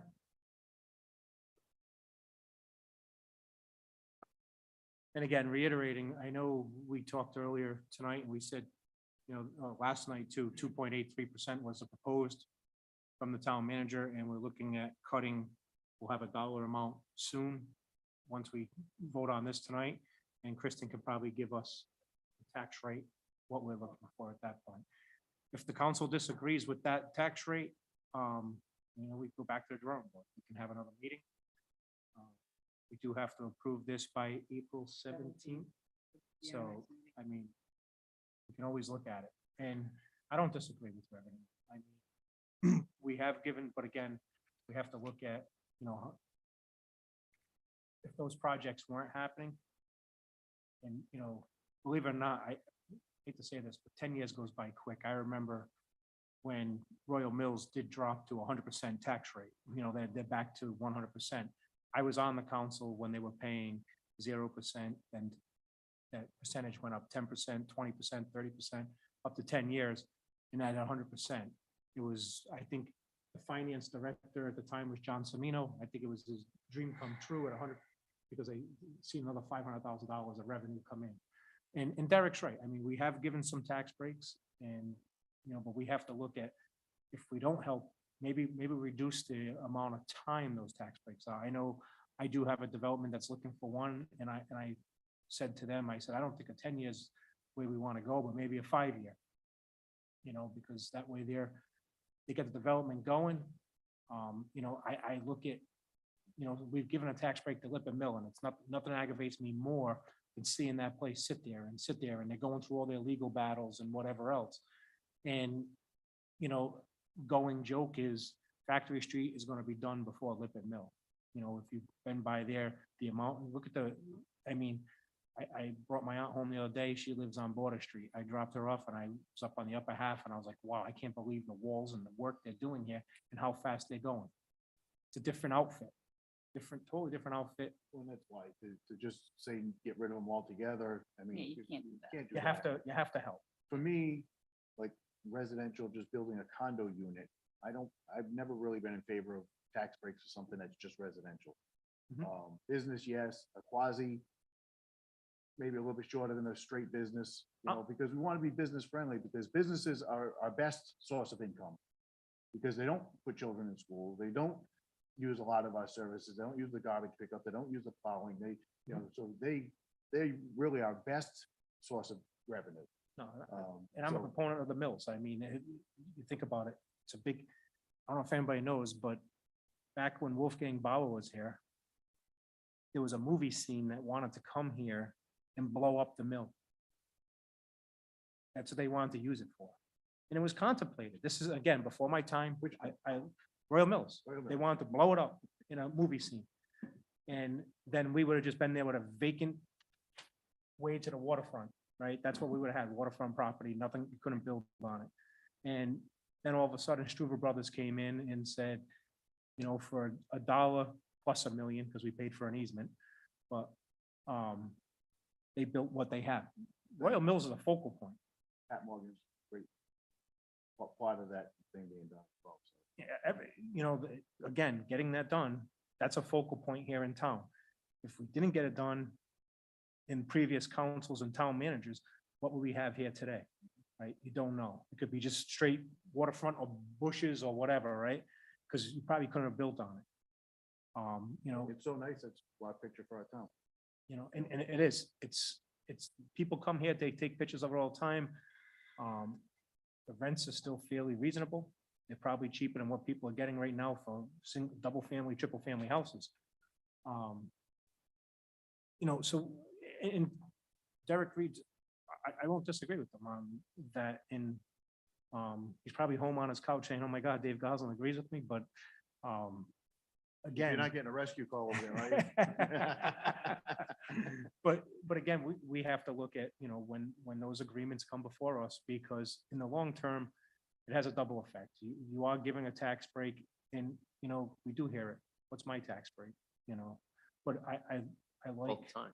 you know, and again, I saw a business leave here and move back to Pawtucket. And he joked with me, and he says, well, I got this building in Arctic. I'm gonna put condos up and maybe I'll get a tax break. You know, he was joking, but he was dead serious. Like he threw it out there and he left. Full sarcasm. So, yeah. You know, again, I know we sit up here, we have to make these tough decisions. That's what we're elected for. Sometimes the decisions are not easy.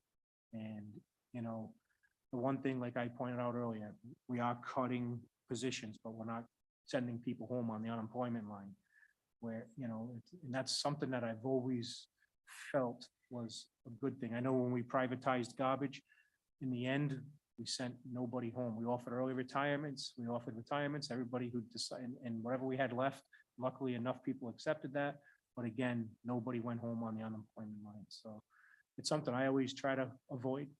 And, you know, because the last thing I want to do is, you know, people have, like you said, people have families and, you know, we don't know everybody's livelihood outside of this job and what they're facing. So, and the same thing with our taxpayers. We don't know what everybody's facing. Everybody has a different scenario. But we try to work with each and every one and how to save money.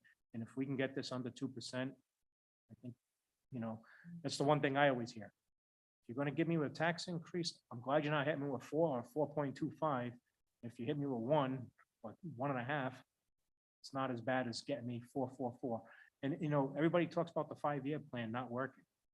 The one thing that this council and many councils, I know there's been 2 different councils here through that 5-year plan. That 5-year plan called for 4% every year, which cumulatively would have been 20%, It was 4.2. voted on It was voted on. and it was passed, yes. 4.25%. So that would have been 20%. We were under 8% total after those 5 years. And everybody said, oh, the 5-year plan didn't work. Well, yeah, it was part of our fault.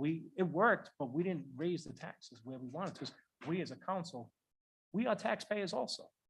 You know, there's not one person up here that's not paid taxes. So we look at it not only as our constituents, but we look at it at ourselves too. And every decision we make is based upon, you know, what we hear from our constituents. And like I said, we're all taxpayers. So, you know, we're not making decisions saying, no, this isn't going to affect me. You know, I make tough decisions every day.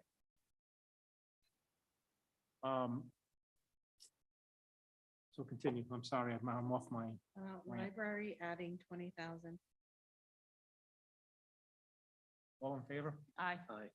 Opposed? Abstain. I understand the thought process, but again, you know, we talk about all the time that people spend and, you know, we spend a lot of time. And it's $5,000 for the entire year. And I maybe make 2 cents an hour at that, you know, to be honest with you. I put a lot of time into this. I spend a lot of time on phones. I spend a lot of time researching stuff. I spend a lot of time doing this.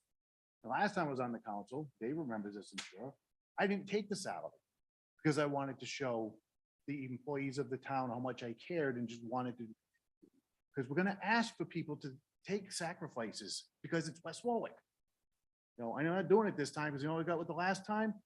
I got people laughing at me, telling me I was stupid and everything else. I'm not talking employees.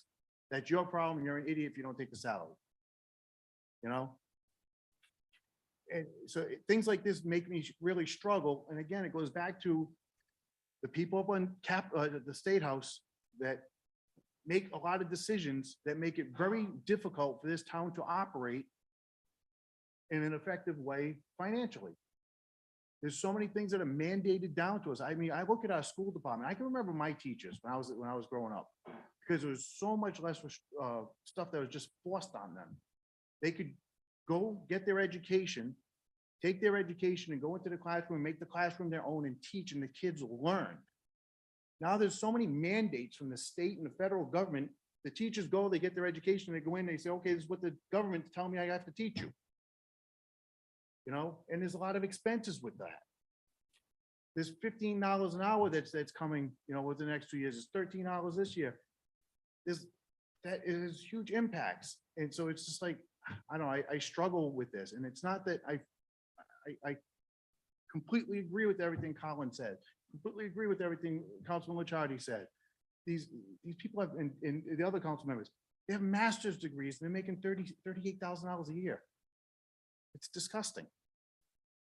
But at the same time, we have people in this town who are trying to struggle and get by, and you know, so I struggle with that. So it's not that I disagree with the 20,000. I really do wish it was the 30,000 or more. But at the same time, I don't know. I struggle with it, and I just can't vote on it one way or the other because I struggle. Call me a fence rider on that one. I really don't care, but that's how I feel. Thank you. Capital, well, $208,925. All in favor on that? Aye. Opposed? Ayes have it. Next one would be council contributions nonprofit, reducing it by 2,500. All in favor? Aye. Aye. Opposed? Ayes have it. The next one, council sunshine fund, reducing it by 1,000. All in favor? Aye. Aye. Opposed? And the next one is finance for the part-time account. All in favor? 25,000, sorry, 25. 25,000 is what I have in here. Are we gonna, I know it's my proposal. I know what I just said, but at the same time, if Kristen's correct. Because again, when tragedy strikes, we need that money coming in quick. If we're FEMA training today, it says that we're not gonna get it quick because we're way behind the 8 ball. And if she needs some help at some point over this next year to bring somebody in, I mean, I'm not saying leave it at 25,000, but like maybe 10,000. 12.5? 8.5? You don't know how much you're gonna pay, you paid Bob, or, Bob, he does give us a reduced rate. He ends up giving me a bill that's like for everything, and I have to kind of divide it up, but, I mean, if it's a consultant and they're coming in here and there and they're taking the stuff and kind of working on it on their own, yeah, I mean, I could probably get by with 10 or 12,000. I say 10, Round numbers, easy to say. So you want to cut it by 15. yes. Up by 15. All in favor? aye. Opposed? Ayes have it. Okay, community policing, police, adding 5,000. All in favor? So Aye. The only question I have is you sort of hedged on whether you think you'll be able to use it this year. So I hate to do it if you don't think you're really gonna be able to use it this year. I firmly believe in community policing. same. So this might come to a shock as everybody. We haven't nearly reached what we've been budgeted for the last few years. Correct. Certainly COVID has had a lot to do with that and not having somebody down there. You know, just trying to be good stewards of the taxpayers' money, and with all due respect, Mr. Licciardi, I think probably the best course of action, to be quite honest with everybody, is to not take the $5,000 this year. Let me use the 6,900 that I've proposed, and we'll see where that takes us. And if I see a great opportunity to add some more next year, or even prior to next year, I'll certainly approach the council through the town manager. I honestly think that we can do a lot of good with the $6,900 that's in the line item already, based again on the discussion that we've had tonight, the discussion last night. I think that $5,000 can be used other places, if not to reduce the tax rate a microscopic amount. I feel comfortable with the 6,900, and we can certainly explore this next year. And if at some point, a fundraiser happens to help bring money to the community policing, I'll be the first one in line to help. Absolutely. I think we have some great people down there that we can, again, I'll use the phrase again, we can work miracles pretty efficiently and pretty quickly. So I would respectfully decline that $5,000 with all due respect, Mr. Licciardi. I do appreciate it. And, we had a good phone conversation, but I think that $5,000 is better off used somewhere else for right now. And, we didn't talk that long, but there was a lot of discussion in a short amount of time. Absolutely. About different things, and I meant it when I said on the phone, and I don't want to speak for the council, but I think if you need something from the council, you need support from the council, whatever the bodies. Like, I don't want to speak for anybody. If you need something, No. just ask. No, the entire council has been very supportive. I mean, I have no issues with that. I feel confident and comfortable reaching out if it comes to that. And I'll see you on Saturday for the event that you're Right. hosting. So yeah, absolutely. I do appreciate it, though. Thank you. Thank You're you, chief.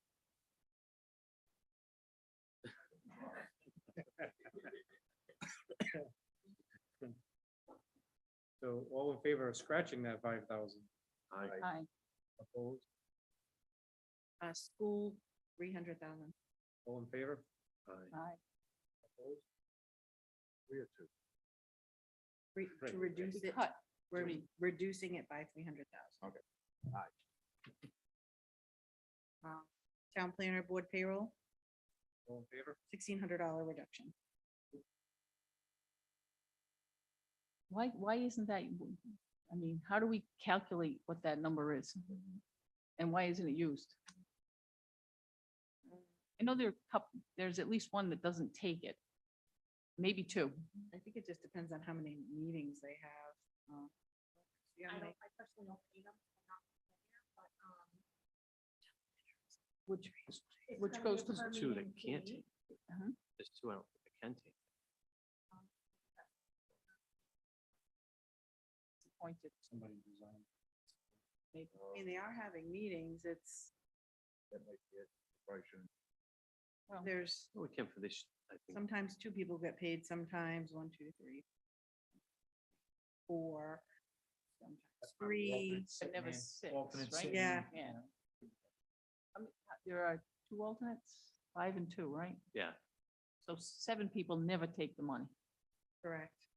I mean, it doesn't look like we had a meeting every month also. Looks like we had, July, September, October. So we've spent $800 as of today. so the other thing, 36 might as well the other keep thing, it. I know we're What the heck? talking about, No, I mean, get rid of it. so I know we're talking about the money, but, and this came up, I know Tom Oates brought this up last, I think, last night regarding the boards and commissions receiving money. I think, I mean, I was under the impression, again, this was a couple of years ago when I remember I was on the phone, so it was COVID time. But we talked about $50 for each board or commission. Where does that stand? Like, who gets it and who doesn't? And what increase and I think everything was left open-ended. So I just want to clarify this. I think it was left open, and I think you wind up getting into a situation, what is a board, what's a commission, how is it defined? You do. So unless we have real clear rules, I'm not sure how we got to who we pay now. Well, I don't know that's how the we did that, question, yeah. I think. Well, not in all cases, I don't think, but I think, Yeah. I thought they were all voluntary, to be honest with you, until all these conversations started. Because, I mean, I was on the Charter Review Commission. I didn't expect. to get And- the civic, that's perfect. That's a perfect You know. example. I would not say that we should ever pay the Charter Review Commission. So I think we need to make but- sure we know for sure before we start making any changes. yeah, but it's a civic duty. It's like. Well, But that, I think that should be a discussion we have now because it does reflect. I mean, you're looking at 6 meetings a year, 10 meetings a year, times 5 different people at $50 a meeting. It adds Well, up. I think So my point is, I don't know that we want to change anything right now as we're in this budget process. We change leave it, for yeah, next year. exactly, Yeah, yeah. discuss it, And change it. we Yes, probably need to yes, discuss it yes. midterm and say, you know, get a list of everything. and Right, who's getting- Who gets paid, who doesn't, and in between now, and how many attacking that now. meetings- How many Yeah. meetings a year, like juvenile hearing, how many meetings a year do they have? I just don't want to wait I meet until monthly. all of a sudden we put it to bed and all of a No, sudden, all right, But I don't. we don't think of it and then next May we're And in I the think same that's probably what situation. happened. I Yeah. mean, I think we did leave it rather open-ended last time, but no, it should be something that gets put on an agenda, Sarah, at some point after we get through this budget process, but to try to tackle that now, I think we're opening a big can of worms that we That's fine. probably can't handle. So did we vote on that? Did everyone agree? Yes. So that's a yes for the 1,600 for the town planner. All in favor? Aye. Aye. So tax collector overtime, $2,000 reduction. Rose, can you explain that? You might.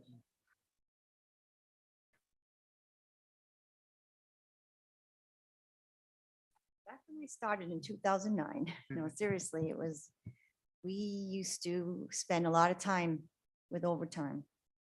We did a lot of things by hand, data entry, bins of envelopes. Now, you know, technology today has helped us. We have better policies and procedures. We have the lockbox, we have ECH, we have a lot of different ways that we do things now versus the old days. I would do it by, it would be like $1,250 a quarter, because we do overtime every collection quarter. But now that motor vehicle is out of the picture. Well, we do have clearances and still people coming in, but we don't have any more tax bills for that. So, I think the 4,000 we'll be fine with. I think we'll be okay with. And you're asking 'Cause us it- not to touch sick bonus also, just leave that. Just leave it for this year and see what happens because they get it 2 times a year. And I do have 2 employees that they really try to not, use their sick time to get that bonus. So. But yeah, we should be all right with so I'm saying like, if we have like $1,000 a quarter, we should be all right for, overtime. Because they come in early during collection time, like today, we had so much money we collected in cash because it's tax sale time. And we were down 1 person, so they stayed overtime and they came in early to reconcile the 2 cash draws before the day starts. So we have to get all that money and checks, balanced out before the day starts. So, until the next day, tax sale is tough. Yeah, so, but that's that. So that was how much? Was that reduction? Or 2,000. yes, reduction of 2,000. All in favor? Aye. Aye. Opposed? Ayes have it. Street lighting -5,000. All in favor? Aye. Opposed? Ayes have it. So the last thing we have to tackle is department heads, but did anyone want to go over revenues? Are there any revenues that you want to look at and discuss? Are you Based off- satisfied with, Based off history, right? And- basically? Yeah. So, We And don't have, I am any- very conservative with revenue. we don't have any idea like how many of these new houses are coming on or anything like that, so. Well, I mean, our assessed values have dropped. Well, tangible has dropped. Yeah, so that's figured into this budget, the drop in the So- tangible in, of, what was it? speaking of, I know there's something, 6 million in assessed value. Value, right, Yeah, right. but Is that all still. finished now? Like, is that a solid number or is there He still did- more they coming do all in? the big ones. They're still doing some little ones. He just gave me an update when we started this yesterday. So because I asked him frequently for updated numbers. So this is as of yesterday. So he's getting pretty close to being done. Is there a significant amount you feel that will be coming in after tonight that It would shouldn't, reduce the big ones, anything? the big ones are done. And they were some pretty hard hits. And I asked, We've actually double checked all those and so I asked him to double check them. I asked him to give me a list and I asked him to give me reasons why. Well, a So, few you, businesses you have could share left. that. Huh? Maybe you can share Yeah, that. yeah, if you would like that, sure. I'll send Thank that you. out. Thank you. A few businesses have left the town, so. and I just want to Yeah, point out, Astro Nova was one of them. Yes, Yep. yep. just, That's one of the just big ones. want to point out a very big one that's going on at the State House, right? We have a Senate leader and Senate that are looking to get rid of tangibles in the state of Rhode Island. That will be big influx on our. Well, there is to get rid of it to an extent. I don't think it's been completely decided how that would work, but there, as proposed right now, it would work much like the car tax and the state would backfill. So I'll- that, at a 96.8% collection rate, that's about $7.8 million loss to our. Want to see our tax rate go up? And We couldn't again, sustain that. That would Refer be. back to my previous comments that I make No, all if the they- time, Listen, so. I mean, there has to be some mechanism to Yeah, make hopefully they make all communities whole cities and because it towns can't. whole. But see, the problem with making all the cities and towns whole is because I try and look at the big picture, that makes us even more dependent on them. No, Instead of being as so, autonomous as we could possibly be, we become more and more dependent on the state, and the states become more and more dependent on the federal government because of the same type of policies. but And again, eventually, we end up with one government, and that's not good for any of but us. Mark, the state's method behind that and thought behind it is if they can get rid of that one tax, they would bring more business in and bring more revenue in Then they that can way. get rid to of it cover on that their revenue. end, because they do tangibles and we do tangibles. So if they want to get rid of it on their end, let them get rid of it. Let us keep it on our end. Let us make our own I'm not decision. sure if they tax them. I think they do. Only car sales tax. Yeah. Boat tax, registration fees. They have their own fees that they. Okay, but all right, then even if they don't, if a business looks at West Warwick and says they charge tangibles and Cranston doesn't, we're gonna go to Cranston, that's a battle for the towns and the cities to have. It's not something the state should be dictating down to us. We should be free to make these decisions on our own, based on our own communities. It goes back to that whole thing with the planning board and the zoning board and them wanting to get rid of those, you know? West Warwick is West Warwick. We're not the other communities. And we shouldn't be treated like them. We're not all equal. As much as we live in 2023 and everybody's all equal on everything, it's not true. You know, if I get into a foot race with a 20-year-old right now, the 20-year-old's gonna win. Because I'm not 20. We're not equal. I tried playing flag football with them. They beat me up. How many days to recover? But, no, I understood. I mean, like I said, sometimes that's why we need, you know, I know I speak to most of our legislation from the state level and I reach out to them. And I know you have your contacts too. And, you know, I know Councilman Licciardi says, you know, he called it, the Serpa last week. I know I'm always in contact with Tom Norray and Senator Burke. I think Tom calls me once every week, if not every other week, to talk about what he's working on and what I'm working on, and we go back and forth. So, and he'll call me and ask me opinions about things, you know, because he's looking at ways to bring in money to West Warwick, and you know, or he has ideas of what to do with certain properties. So, I love the relationship I have with them and continue. Some, again, just like up here, we don't always agree. But we know how to disagree and walk away and understand that we both have our own policies that we want to work on but again, I think the relationship's strong. You know, maybe one day we have that opportunity to be at the big house, who knows, but you know, depending on your political aspirations. I know you personally have run a couple of times and I know it's tough and, you know, we don't always agree with legislation. We don't always agree nationally, but, you know, once it's set, we have to figure out how to work with it, right? And that's you know, exactly right. We have to work with them, whatever they dictate, because we have to stay within the laws. And I have no problem with that. I have problems with the laws, but I don't have a problem with staying within them when Stay forced within to. So. So nothing on revenue. Okay, and we're at $755,812 reduction, and the last thing we have to tackle is department heads. And Well, down to about a 1.75% tax rate increase. From 2.83 to a 1.75. Yeah, I'll put it in, I can put it in right now just to see where we're at. 55.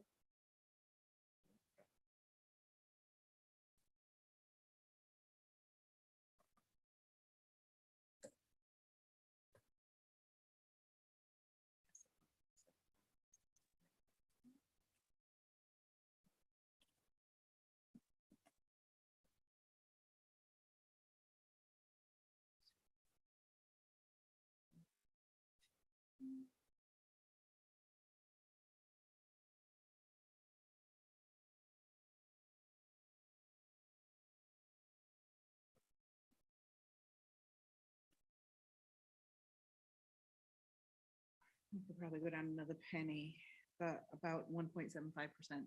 And with Make sure everybody understands that your projection, you have to make sure you finalize everything. and- absolutely, Yes, absolutely. So there is It's some, not set in with stone. one. That's with correct. It's not set- 1.7 Revenue could come in, it could go lower. Hopefully. Less revenue could go, come in, it can go We had a higher. couple of surprises in a couple of years. Yeah, I mean, Yes. at 1.75%, I've got some wiggle room Okay. in what's being collected, so. And just going back to the planning board members, clarification, 4 of the 7 planning board members get paid, and they're only paid for the meetings they attend. 4 out of 7. So, Yeah. Last decision to make. Department heads. Thoughts? I've given mine, so. Yeah, I actually tend to believe that the town manager probably has the best feel on this. I do believe, just the fact that this budget was as tight as it was, nobody came in, they've done yeoman's work to get us to where we are. And if the town manager feels that 325 is the number, I can't see cutting it, to be honest with you, but that's just my perspective. if we could get to a 175. I mean, this is as clean as any of the budgets that I've worked on. And somebody came up and said, well, how come the manager and the department? And that was a lot of work beforehand. And that wasn't just the manager did, he worked with the department heads and they came to the table. And I think it's a realistic budget. So, yeah, I certainly would not cut it in half, and I would tend to just stay where it is, but I'm open to discussion. I throw out the 3%.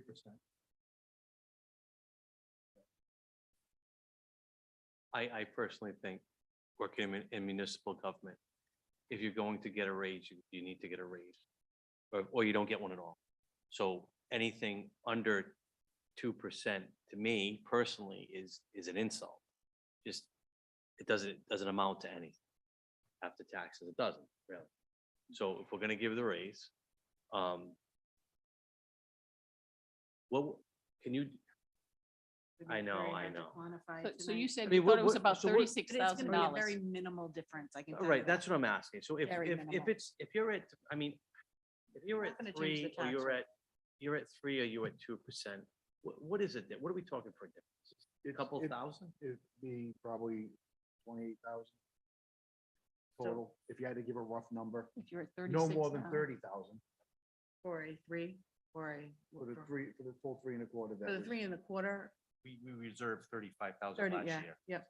So probably about the same, because we've had some movement in staff and stuff like that, So a percentage is roughly, let's say, just over 10,000, probably. right? Probably.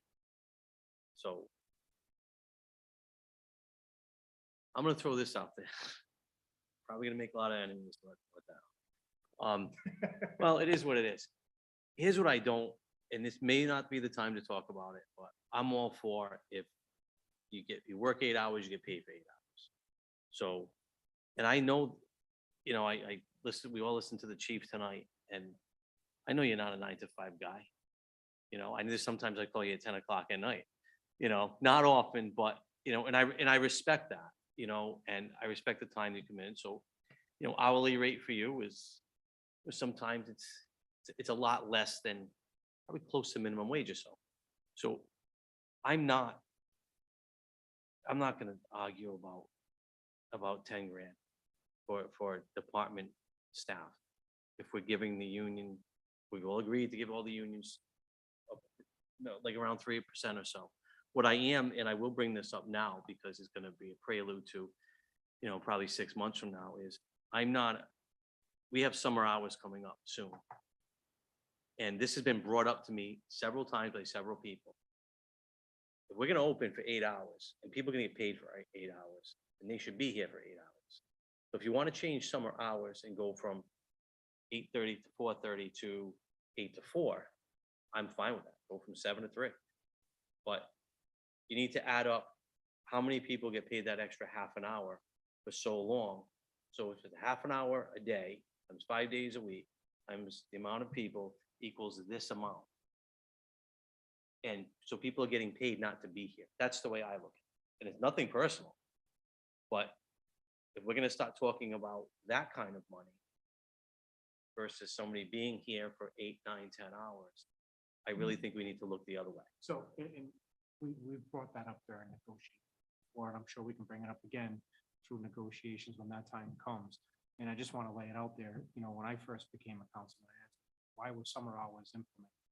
Summer hours were implemented way before a lot of employees were here because town hall did not have air conditioning.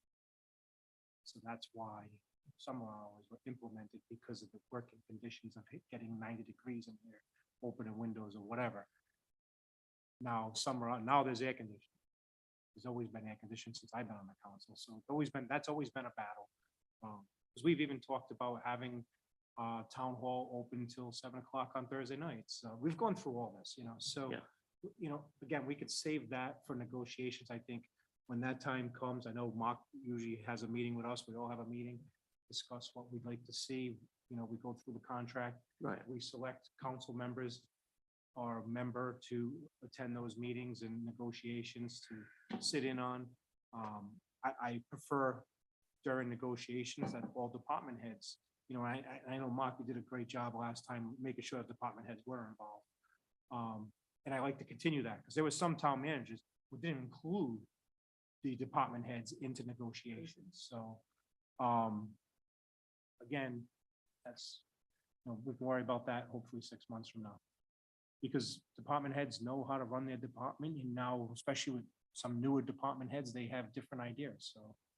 You know, we'll be willing to hear that, and I like, and when we have those meetings, I'd like the department heads here with us to discuss it with us too, so what they think we should be fighting for.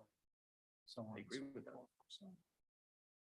And I would suggest, you know, you said not 9 to, I would suggest that there are few, if any, department heads that are 9 to 5. Right, I'm Yeah, just yeah. calling out the chief because Nope. he's Put direct, my my vote. Look, direct I'm- line of sight, but he came up here, Well, so. I still put 35 in during the summer. No, I'm just meaning, I mean, in And I'm general. not saying Yeah, people that's do or fine. don't. Yeah, Because yeah. I just want I to need point to. out, Yeah. skip budget time, but just look at council meetings. Sarah's here some nights till 11, 10, 11, along with us. And don't get me wrong, we haven't seen a raise since I've been on the council. And, 1990. you know, well, they got rid of healthcare and they got rid of something. They used to get healthcare back in 2000, early 2000s, if I'm correct. But they got, as far as pay raise, you're right, but they used to get healthcare. They got rid of that to save when times were rough. But going back, I mean, Sarah, Kristen, every chief, department heads, Glenn and, you know, everybody, Lori, Rose, you're all here for these meetings.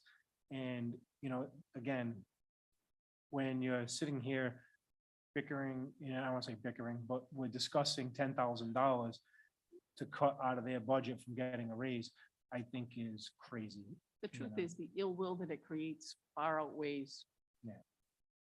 the savings that we get. And I just, yeah, But I understand your point, though. I do too. I I hear what do. you're saying. I just, And I understand the other side.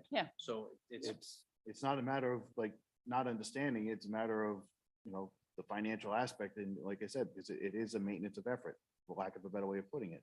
You know, that 3% is gonna carry through the next year and the year after that, and the year after that, and the year after that. You know, and that small number gets very large over the course of time.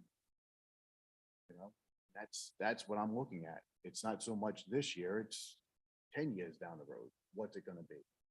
And how many other raises on top of that? Because any raises on top of this raise is more of a raise. Right. Also. And that's what I'm looking at. Again, it's not that I don't think the department heads deserve it. I agree with everything that's been said. But I'm looking at it, this is a West Warwick budget, not a Warwick budget. And I'm just trying to rein it in, even if it's pennies, just rein it in a little bit, you know? And again, 10 years ago, I tried to set the example by not taking it. And my reason, I put it out there, my reason was, especially then, is that back then the schools were asking for well over $1 million. And contracts were coming up, and I knew the pension was as bad as it was, and I knew we were gonna be asking them to not take raises. So I was trying to set the example by not taking the salary, saying, listen, I'm willing to sacrifice $5,000 a year and put in a whole lot of time because this town's important to me.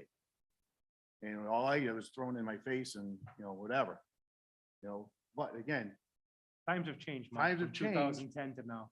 yeah. They like times you a have little more changed. now. Yeah, I don't know about that. Maybe not after tonight. You know, but it's that long-term look that I'm trying to have. And that's why I But all- struggle with the other $10,000, $20,000 So- for Colin. It's like, So, Mark, I, you know, and again, I just kind of reminded not for too. Colin personally. So some of the department heads have changed within the past 5 years, but there was also a time, some of these department heads, and I'll say, Rose, you're here and you've been here out of the longest, out of this crowd, except for Ernie was, I don't think he was department head at the time. There was 5 years, department heads didn't receive raises. You know, you know, Elaine, she's been here, Rose. There was a 5-year term they went through and they didn't see a single raise, where some department heads came in and we hired them trying to be comparable. So again, I understand what you're saying, but I think if we're gonna be fair, we have to be fair across the board to each. And again, I think 3 or 3.25, even the 0.25 is minuscule. And if I think the amount of work that we did in this budget, getting from 2.83 to 175, and it'll still be 175 for the taxpayer, because I don't think that will bring us down to 174. It'd still be 175, so the revenue would still be coming at the same revenue. And then, again, next year's a different scenario. I think right now, I think, like Councilwoman said here, I think we're going down on kind of like a rabbit hole that would be animosity versus whatever. Because we're not gonna do That's anything, right. it's not gonna do anything for the taxpayer by cutting that 10,000 or 12,000. It's gonna be probably a penny a person. I know a penny earned, Nothing. it'd be Nothing. yeah, a half a cent. What is that in 10 years? Well, I think it's nothing, and it's nothing in 10 years. Overall, on a tax base, probably not that much.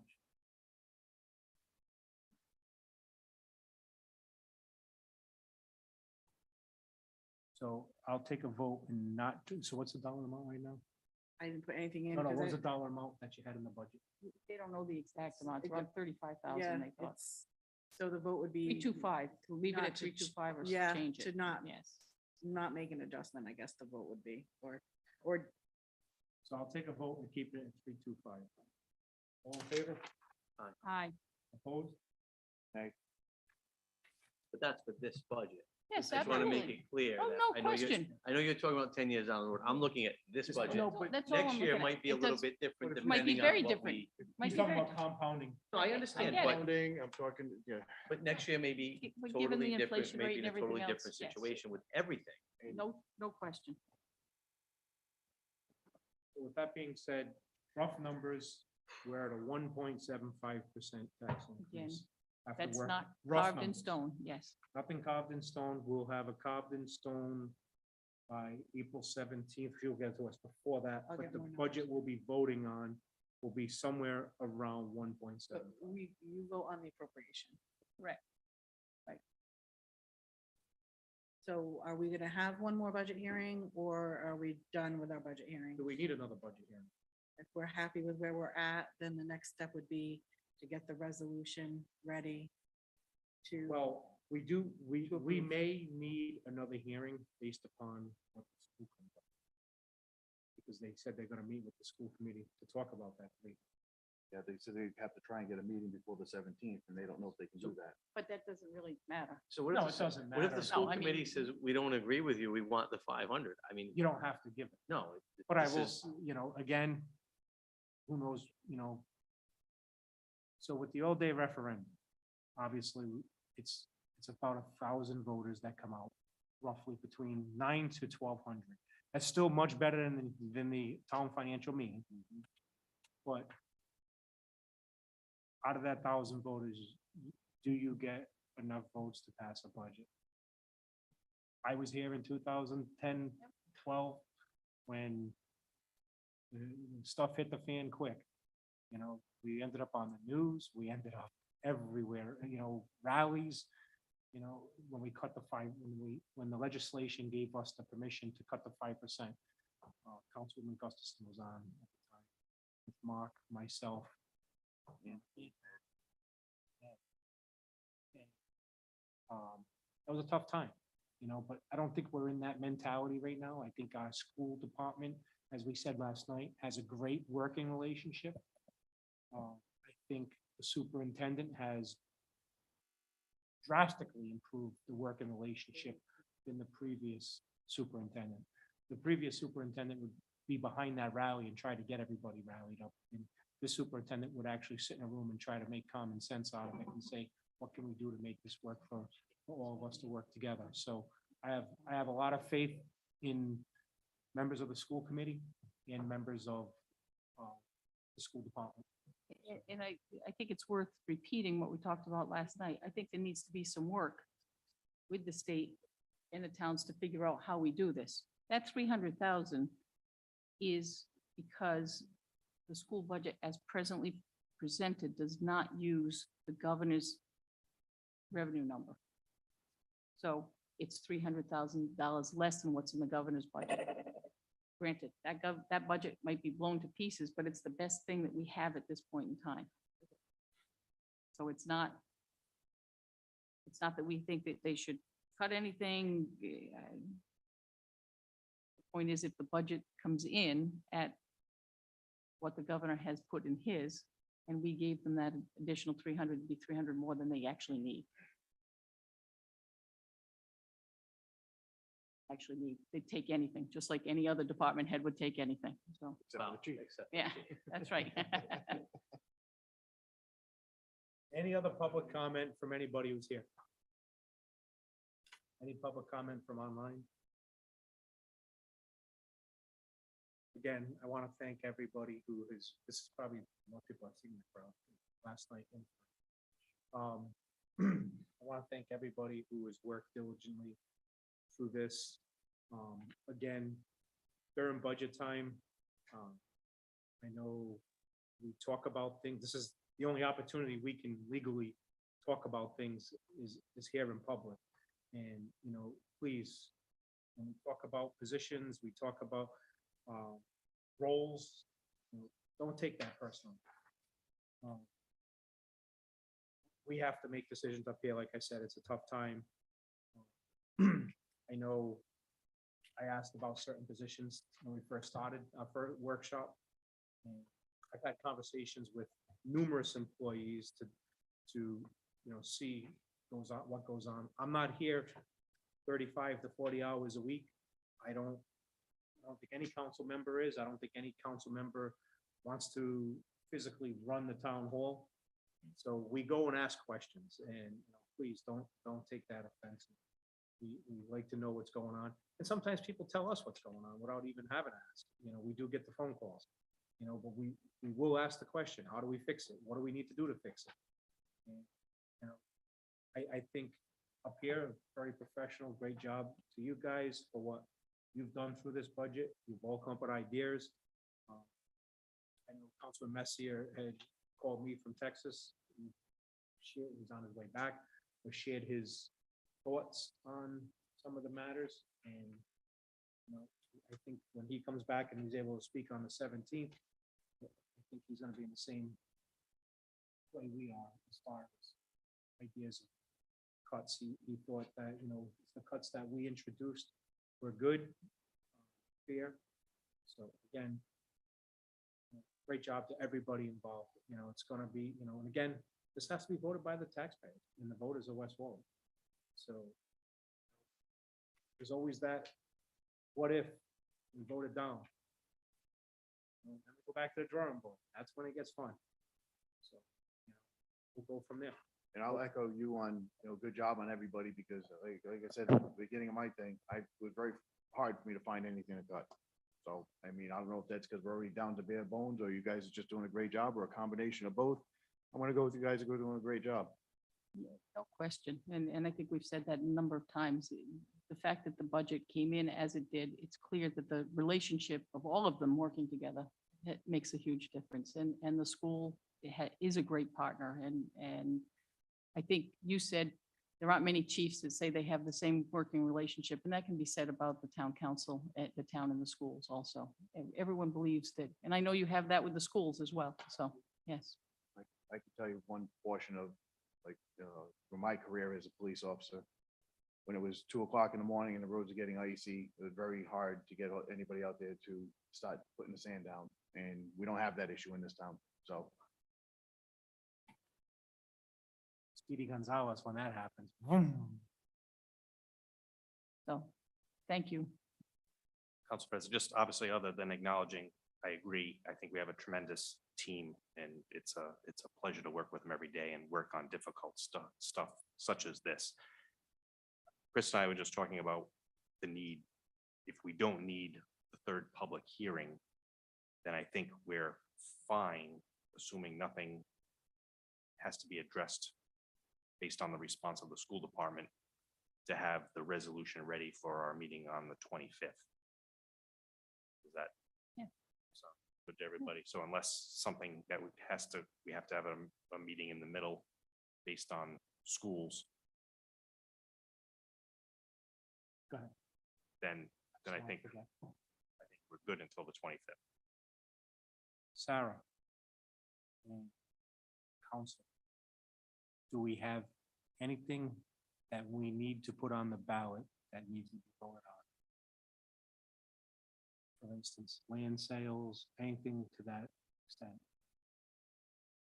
Nothing, or is it too late? nothing firm enough to do on land sales. We're working in another direction, but if it goes back to a sale option, then we can do a one-year lease and work towards, or even less if we do something in November. Sarah's like,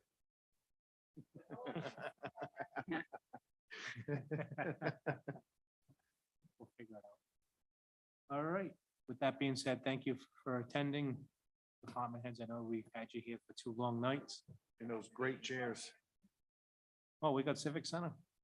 Forget about that. We make a motion to adjourn and then go to it, or Yeah. I didn't have that. I'll make the motion to adjourn. Second, All in favor? aye. Opposed? Hey, Lori, let's see if they all have your back. I got a confirmation. My kid's got a baseball game. I gotta go. Under the lights, yeah. Under the lights. Yeah, jump. Thank you, Manny.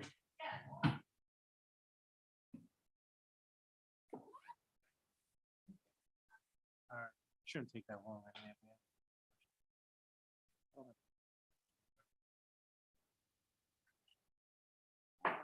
We know when you're ready, sir.